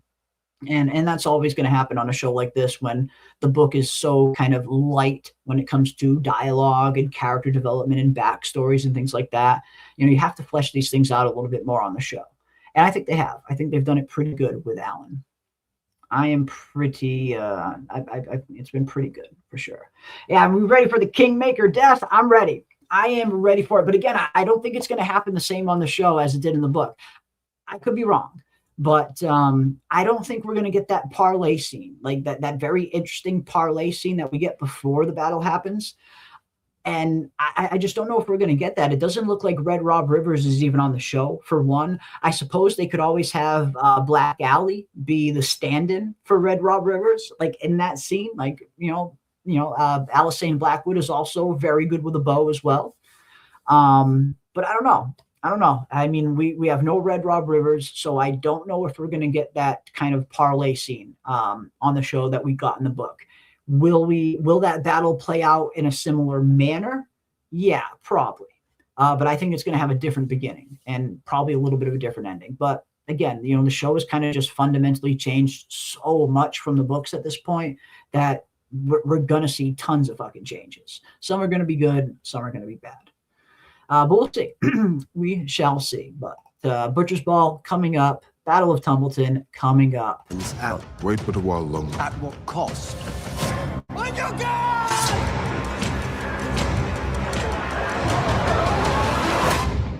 The patient hunter gets the kill. There we go.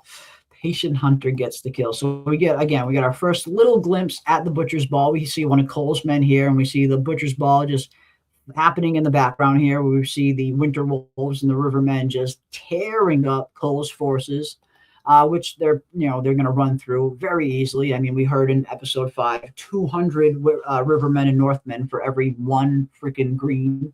So they're screwed. They are properly screwed. But if nothing else, you got to hand it to Crispin. He wants to go out like a warrior. So I can at least understand that. I can at least give him a little bit of respect for that. But I don't know. I don't know. I get the feeling this battle is going to play out a little different on the show than it did in the book. But we shall see. Then we have Aemond over at the stables pulling out his sword. Now I'm wondering what's going on here. Could this be another mercenary maybe coming for Aemond's head? That's been one aspect that's been kind of interesting about season 3. I think we haven't gotten enough screen time of Aemond and Alice Rivers, nowhere near. But I like the mercenary aspect that we're getting on the show, where we keep seeing all of these mercenaries just pop up at Harrenhal looking for Aemond. Maybe we're seeing another scene like that here, or maybe another mercenary has popped up trying to claim Aemond's head, and he's getting ready to kind of lay the business down. But who knows? We shall see. We shall see. I don't know. I think, again, I think they could have devoted a little more screen time to Aemond and Alice. I think that was one storyline that's pretty prominent in the book, especially considering where it goes between them two, not only in this season, but where it goes in season 4. And Alice Rivers herself being the only witness, or at least the only eyewitness to the battle above the God's Eye. Like, she's the only one that's fucking there, that's actually seeing this fucking battle happen. So yeah, I don't know. I wish they could have given them just a little bit more screen time to Aemond and Alice this season and fleshed out their characters just a little bit more, because we have barely gotten any screen time with Aemond this season, and that's been a bit unfortunate. But we'll see. Here we see Hugh Hammer, Hard Hugh. Now, in the previous episodes, Rhaenyra sent the dragon seeds, Hugh and Ulf, over to Tumbleton to just kind of sit back, wait, watch, and see what Ormond's movements are going to be. And that's a little bit of a change from book to show. I mean, I won't spoil things that haven't happened on the show yet in the book, but things that have already happened in the show, we can definitely talk about the differences.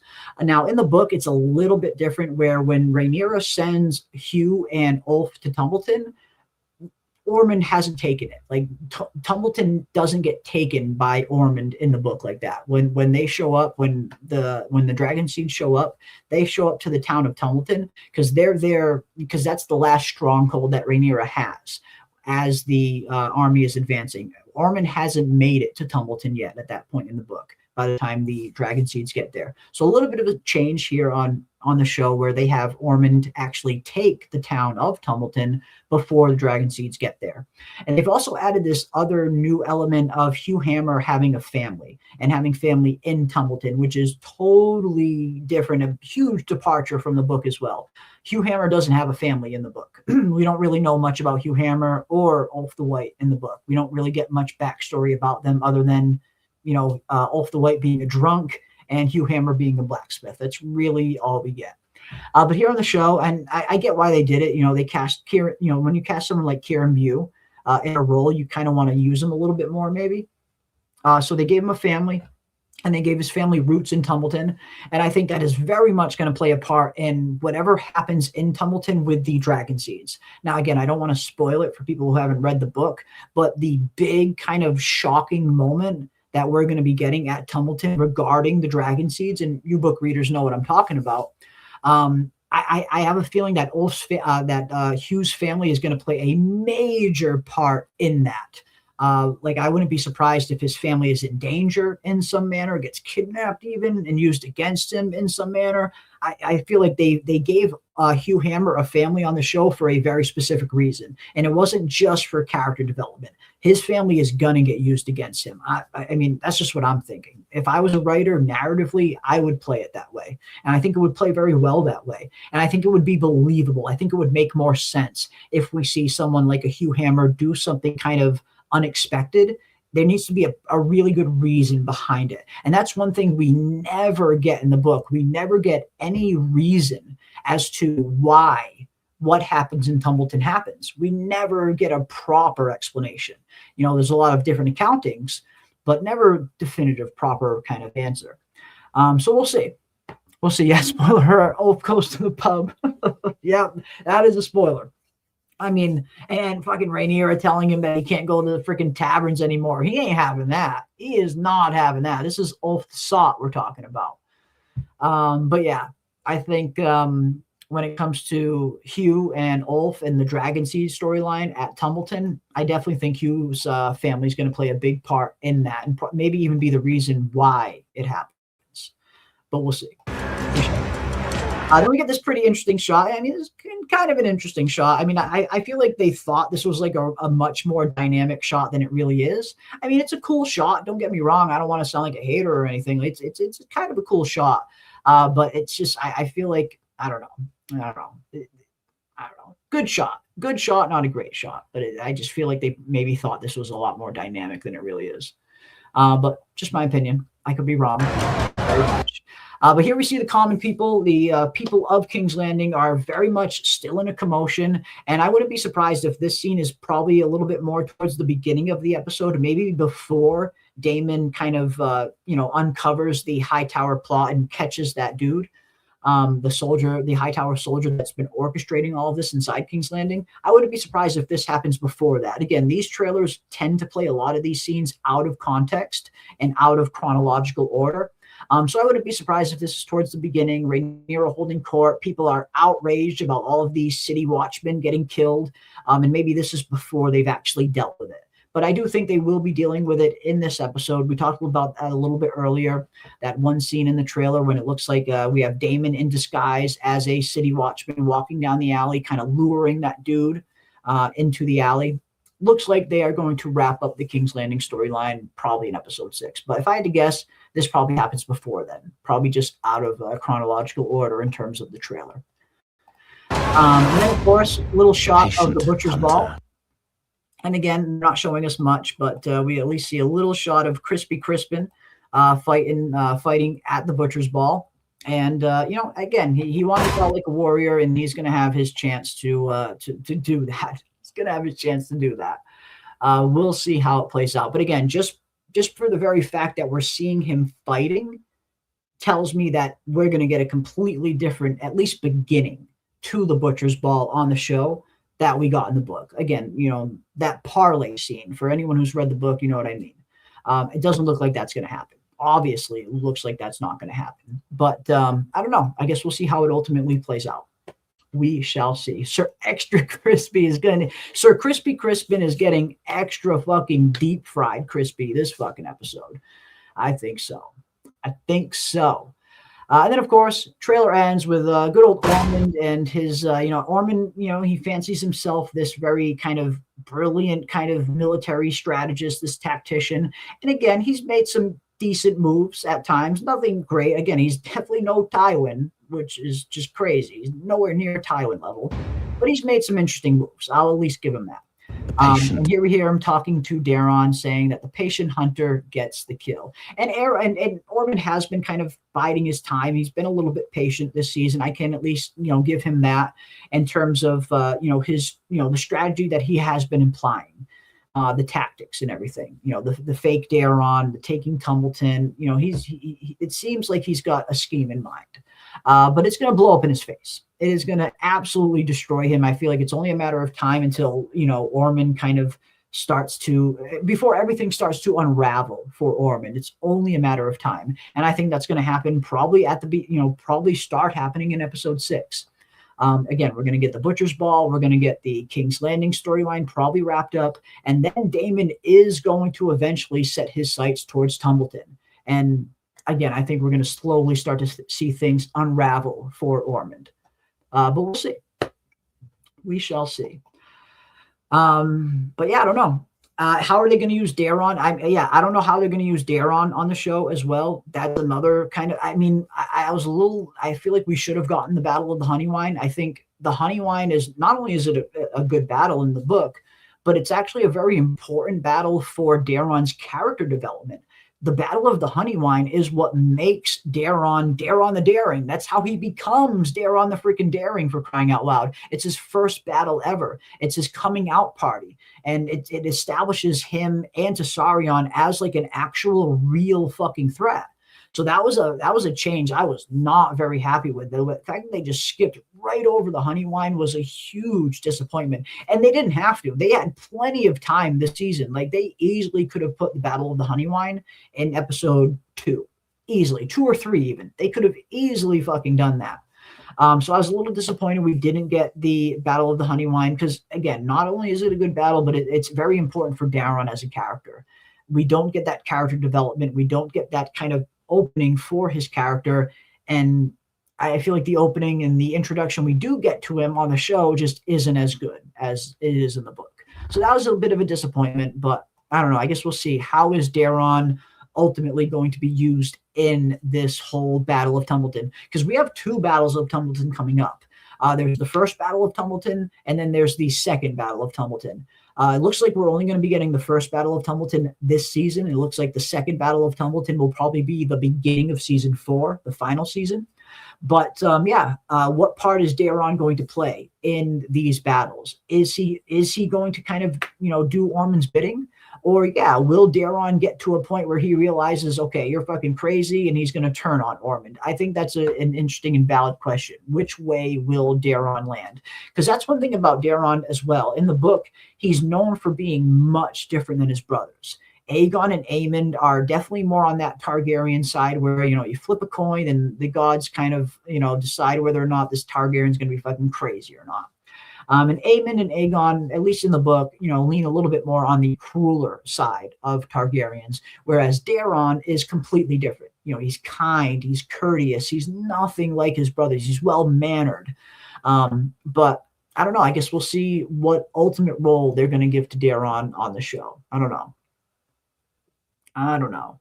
It did kind of feel like that, like Daeron's introduction on the show, like, oh, okay, here's Daeron. And it's just like, really? I mean, not only did they not even mention the freaking character in season 1, we didn't even get a single throwaway line that he even existed. And then in season 2, we finally get a throwaway line like, oh, don't worry, audience, Daeron exists in this world. He's been down in Old Town the whole time. I mean, yes, of course we knew that, but you probably should have mentioned it in season 1 that the series has a 3rd fucking son. But again, just, another mistake they made. But yeah, I just think it's just a very poor introduction to what is a pretty interesting character in the book in Daeron Targaryen, not giving him the Honeywine. Bit of a letdown. Yeah, just Google the Battle of the Honeywine. I would have loved to see that character arc. It's good. Again, it's where, Daeron Targaryen, he gets the nickname Daeron the Daring. And he gets that nickname because of this battle, because of the Battle of the Honeywine, where he proves himself. He straight up proves himself to be a pretty capable battle strategist, and he's very capable on Dragonback. Him and Tessarion established themselves as a real threat to Rhaenyra too. And that's what's important about the Battle of the Honeywine. Not only is it Daeron's coming out party, but at one point in the book, there's one point where Rhaenyra considers Daeron and Tessarion the biggest threat to her rule. The biggest threat. I mean, this is when Aemond is still out there, mind you. But she still considers Daeron the biggest threat to her rule because he's got an army at his back, Ormond's army, in the book anyway. So yeah, the Battle of the Honeywine is a very important kind of character development part for Daeron. Again, not just his coming out party, but it establishes him as a legitimate threat to Rhaenyra's rule. And that is something that I think that they really, really should have done on the show. It's very disappointing we didn't get Honeywine. But We'll see. But I think we will get some Daeron and Tessarion in action, probably in the Tumbleton battles, if not the first one, definitely in the second one. Daeron has a pretty big part in the Tumbleton storyline in the book. So yeah, I mean, we're definitely gonna see Daeron and Tessarion in action, 100%. Maybe even in the first battle. Again, the show has changed a lot, so who knows what else they'll change.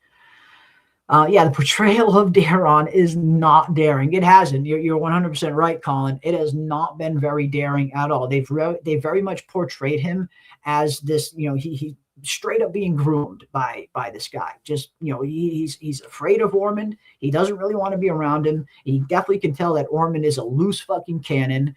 And I don't know, I just feel like it's doing a bit of a disservice to the character of Daeron, making him this puppet of Ormond. When Daeron is meant to be more than that. He's meant to be way more than that. He's not meant to be Ormond's little puppet. So I haven't really been enjoying the introduction that they gave to Daeron on the show. They really messed up not doing the Battle of the Honeywine. But we'll see. We shall see. But there it is, folks. The trailer for episode 6. But of course, like I promised, I also have a 30-second sneak peek of episode 6 as well. So I am going to pull that up and we are going to play that. But anybody who doesn't want to see it, I totally understand. I always try to give a spoiler warning whenever we watch a preview for a new episode. Now this is, it's out there for public view. This isn't a leak or anything like that. They actually premiered this morning on CBS. It was just a little sneak peek of episode 6. It's only 30 seconds long, but it does give us a little sneak peek of the episode. So if that's something you don't want to see, here is your spoiler warning. I am going to pull up the 30-second little snippet here, and we are going to play it.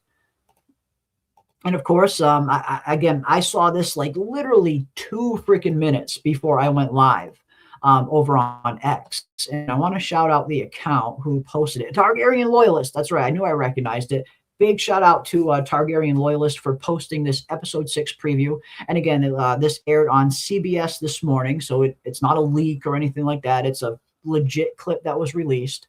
But here it is, folks, a little 30-second snippet of episode 6 upcoming this Sunday.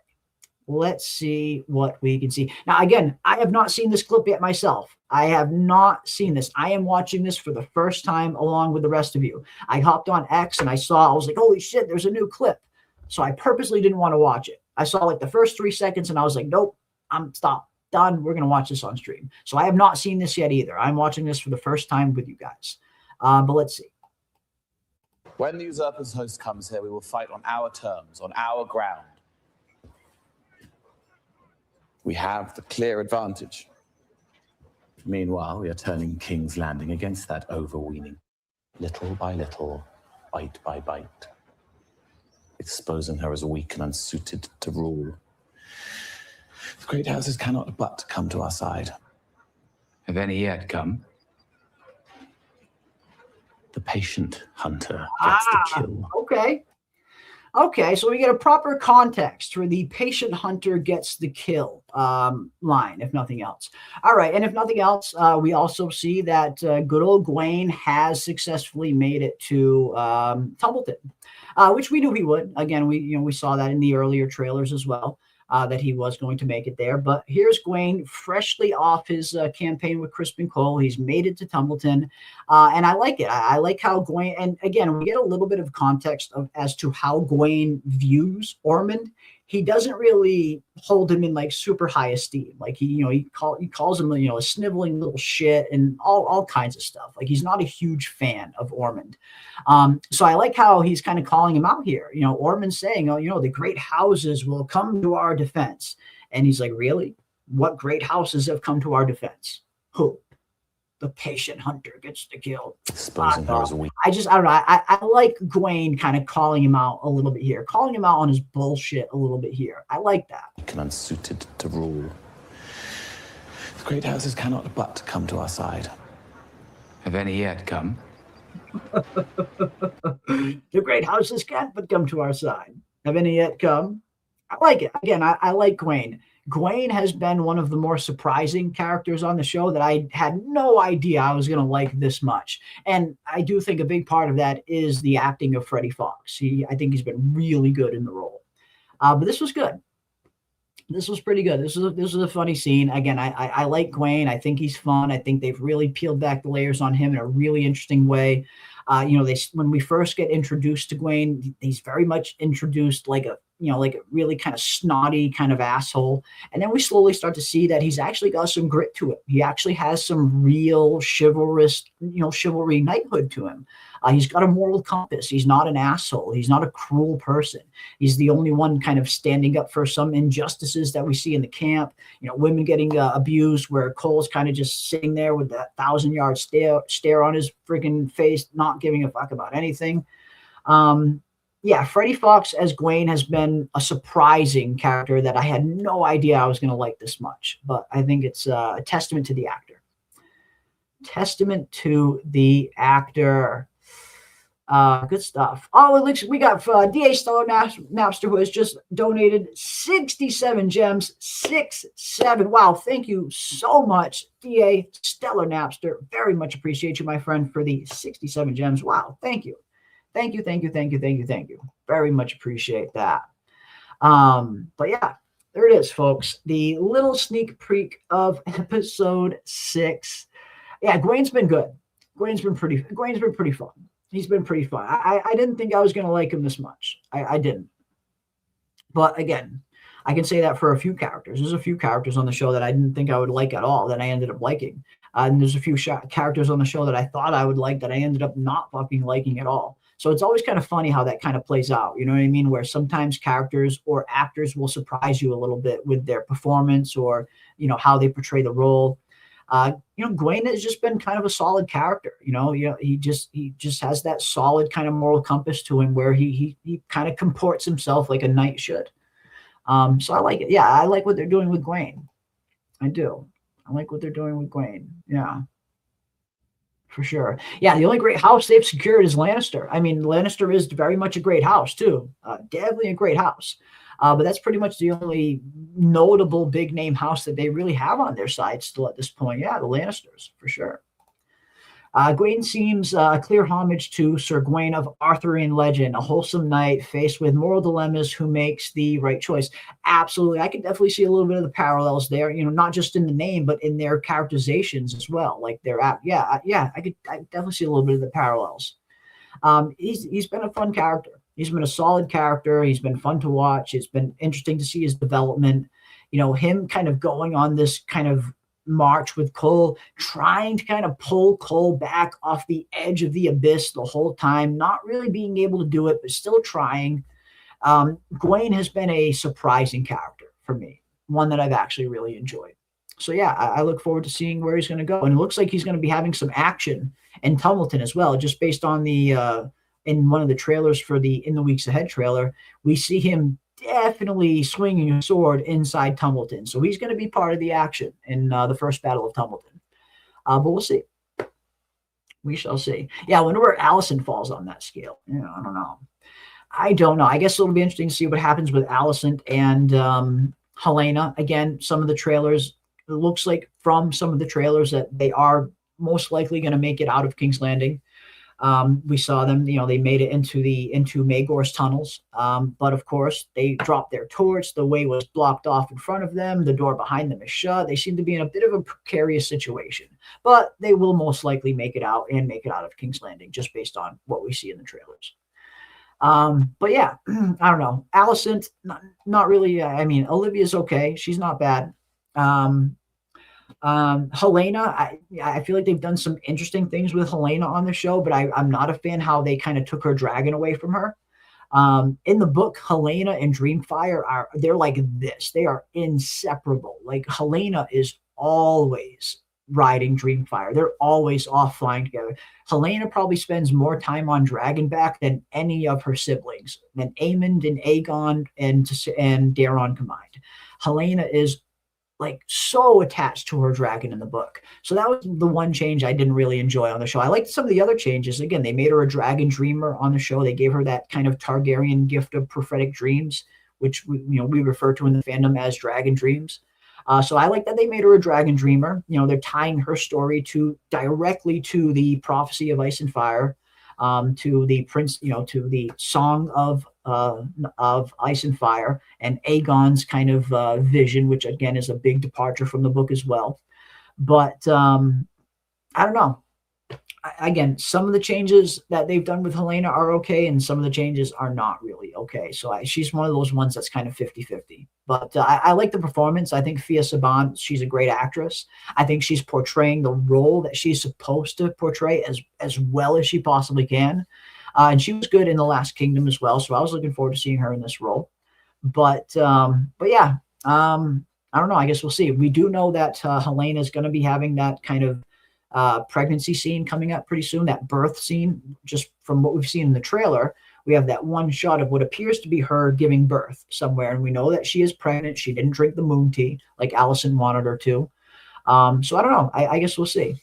I guess, yeah, I'm with you. I mean, I feel like they only threw the Song of Ice and Fire thing in just to kind of like hit the casual audience over the head that this is directly tied to Game of Thrones. That's really the only reason that they really put it in there, I think, because they want everyone to be very clear that this is very much in line with Game of Thrones canon. They want these two shows to forever to be tied to one another. So that's really the only reason I think why they threw the Aegon fucking prophecy in there. I'm not a big fan of it either. I think it changes Aegon's character fundamentally and not the best way. Aegon was a conqueror. I mean, yes, this was hinted at by George years ago in the books that maybe Aegon saw something. Maybe there was a reason that Aegon conquered Westeros apart from just conquest. And again, if that's coming from George, that's totally fine. But yeah, I feel like the only reason they did this on the show was just to kind of make sure that these two shows were forever tied to each other. Years and years and years from now, HBO always wants Game of Thrones and House of the Dragon to be one. They want these shows to be tied to each other. And that's really the only reason they throw in the prophecy. There's really no other reason to do it. But yeah, I don't know. We'll see. We shall see. Where they're going to go with it. They haven't really done a whole lot with the prophecy this season. Daemon talks about it like once with Rhaenyra in the Sept that one time, but they haven't really done anything with it since then. But we'll see. We'll see how much more we get with the whole prophecy of Ice and Fire. That Daemon and Rhaenyra know about. We shall see. I definitely want to give them at least a fair shake. It's possible that they could find an interesting way to bring it together. Maybe. I don't know. Maybe anything's possible. But yeah, I mean, I feel like it's just one of those changes that it doesn't really serve the story very much narratively. I mean, yeah, I get what they're trying to do by giving all of these Targaryens like this sense of destiny that they were always meant to kind of fight against this kind of coming storm. But I feel like it changes Daemon's character a little bit too, because that's one thing that Daemon never was. Daemon was never, he was never one for destiny and prophecy or anything like that. Like he's the complete opposite of that. But I don't know. Maybe they'll tie it together in an interesting way. It's very much possible, but we'll see. We shall see. Yeah, I mean, and this is a good point as well. Maybe the prophecy would have been looked a little bit better on if Game of Thrones didn't just absolutely just botch everything in those final 2 fucking seasons too. So yeah, there is that. If the prophecy of Ice and Fire actually would have played out really, really well in that final season of Game of Thrones, then yeah, I think we would look on this storyline probably a little bit more fondness, for sure. Absolutely.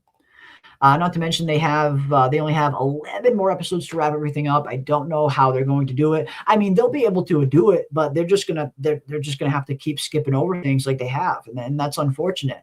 Right at the very beginning, when they first announced House of the Dragon, and they announced that we'll probably be doing around 4 seasons of 10 episodes each. We think that'll be enough to tell the story. Right from the very beginning, I'm like, okay, that's going to be a very condensed version of this story. I think people think this story is a little bit smaller than it actually is. The Dance of the Dragons is a very big spectacle. There are so many battles that got completely skipped over and completely cut out of the show. So if you really wanted to do the Dance of the Dragons justice and actually tell this full story with all of its battles and all of its characters, you would need closer to 5 or 6 seasons to really tell that story. I just had a feeling 4 was never going to be enough, at least not for a full version. A condensed version, which is what we're getting, yeah, we'll be able to get a condensed version of it. Hell, we have a condensed version of the Dance of the Dragons that's only 20 minutes long in animated form, and it's arguably better than anything on House of the Dragon. So yeah, I don't know. We'll see. We shall see. Will they be able to wrap everything up with just 11 episodes left? The rest of these episodes, 8 episodes in the final season. I don't know. We'll see. We'll see if they can. Again, I think they can. It's just a matter of how much are they going to condense, really. That's really the only question. But we shall see. We shall see. But up until now, again, I think season 3 has been a little bit better than I thought it was going to be. There are some characters arcs that I'm really enjoying, and some characters arcs that I'm really not enjoying. And you know, there's been some changes to the show from the book that have been good, and there's been some changes that have been absolutely abysmal. But it's always fun to talk about, you know, all of it, you know, the good, the bad, and the ugly. You know, we talk about it all here on the channel. You know, we don't want to just praise something and not talk about its flaws, and vice versa. I'm always going to give you guys my honest opinion. But yeah, so far, I would say season 3 has been a little bit better than I thought it was going to be. Tom Glencarney, for me, is the standout. Aegon has just been killing it this season. Every scene that he has been in has been so fun to watch. The dynamic between him and Larys has been great. There's really good chemistry there between those two characters. They just work very well off each other, scene-wise. So yeah, that's been my standout for season 3 so far. I cannot wait to see some more of Aegon. I can't wait to see Sunfire come back now. Like, I'm super invested in Sunfire coming back now. Can't wait to see it. Cannot wait to freaking see it. But here we go, folks. We are approaching the final 3 episodes. We have the Butcher's Ball this Sunday night coming up. And, of course, we'll be live right here on the channel like we are every week doing our live pregame show and our live watch party. Anybody who I know not everybody gets access to the episode at the same time, but most people do. But for some reason, if you don't have access to the episode right when it drops, we do a live watch party every Sunday in the Discord, thanks to our awesome mods like Palmer Shelby and Ando. Big thank you to you guys for hosting all of those. But yeah, this Sunday we'll be doing our pregame show at around 7 p.m. Eastern, killing some time while we wait for episode 6 to drop. And then when it drops, we head on over to the watch party in the Discord, and then we will be watching episode 6 together. And of course, everybody is welcome. But yeah, big thank you to each and every one of you for joining us on this fine Thursday. This was kind of just an impromptu stream. Wasn't one that I really had planned. I just had some extra time on my hands. So I figured let's dive into some episode 6 stuff. But big thank you to each and every one of you. If you guys have not seen my episode 6 trailer breakdown video, definitely check that out as well. I uploaded that on the trailer on the channel yesterday. I go a little bit more in depth on breaking down some of the stuff in the episode 6 trailer. So check that out if you haven't already. And I will see you guys this Sunday night for the episode 6 pregame show and live watch party. And yes, tomorrow night, Silo season 3, episode 4. There will be a live watch party in the Discord for that. The episode is already out, but they've been hosting live Silo watch parties in the Discord every week as well. So tomorrow night, if you guys watch Silo, hop on in there and watch Silo, the new episode with the boys. So yeah, big shout out to Palmas and Ando for the Silo and the House of the Dragon watch parties you guys have been hosting every week. They've been absolutely a blast. Absolutely. And of course, Saturday night, I will be going live for our Fromville Hour. Definitely going to keep doing our From streams. This week, we are going all the way back to the very beginning of From. Now that season 4 is done, now that we have seen everything that season 4 has to offer, we are going back to the very beginning of season 1, episode 1 and 2, and we are finally going to see if we can crack the code. The creators of From have said time and time again that most of the answers that we need to From are in that first episode. So we are going to be revisiting the first 2 episodes of From season 1. So if you guys have a chance to watch those 2 episodes or rewatch them, definitely do that. Come and hang out with us Saturday night, and we will be diving into all things from season 5. But until then, big thank you to each and every one of you for hanging out with us, folks. And we will see each and every one of you on the next one. Cheers. Winter Wolves are coming.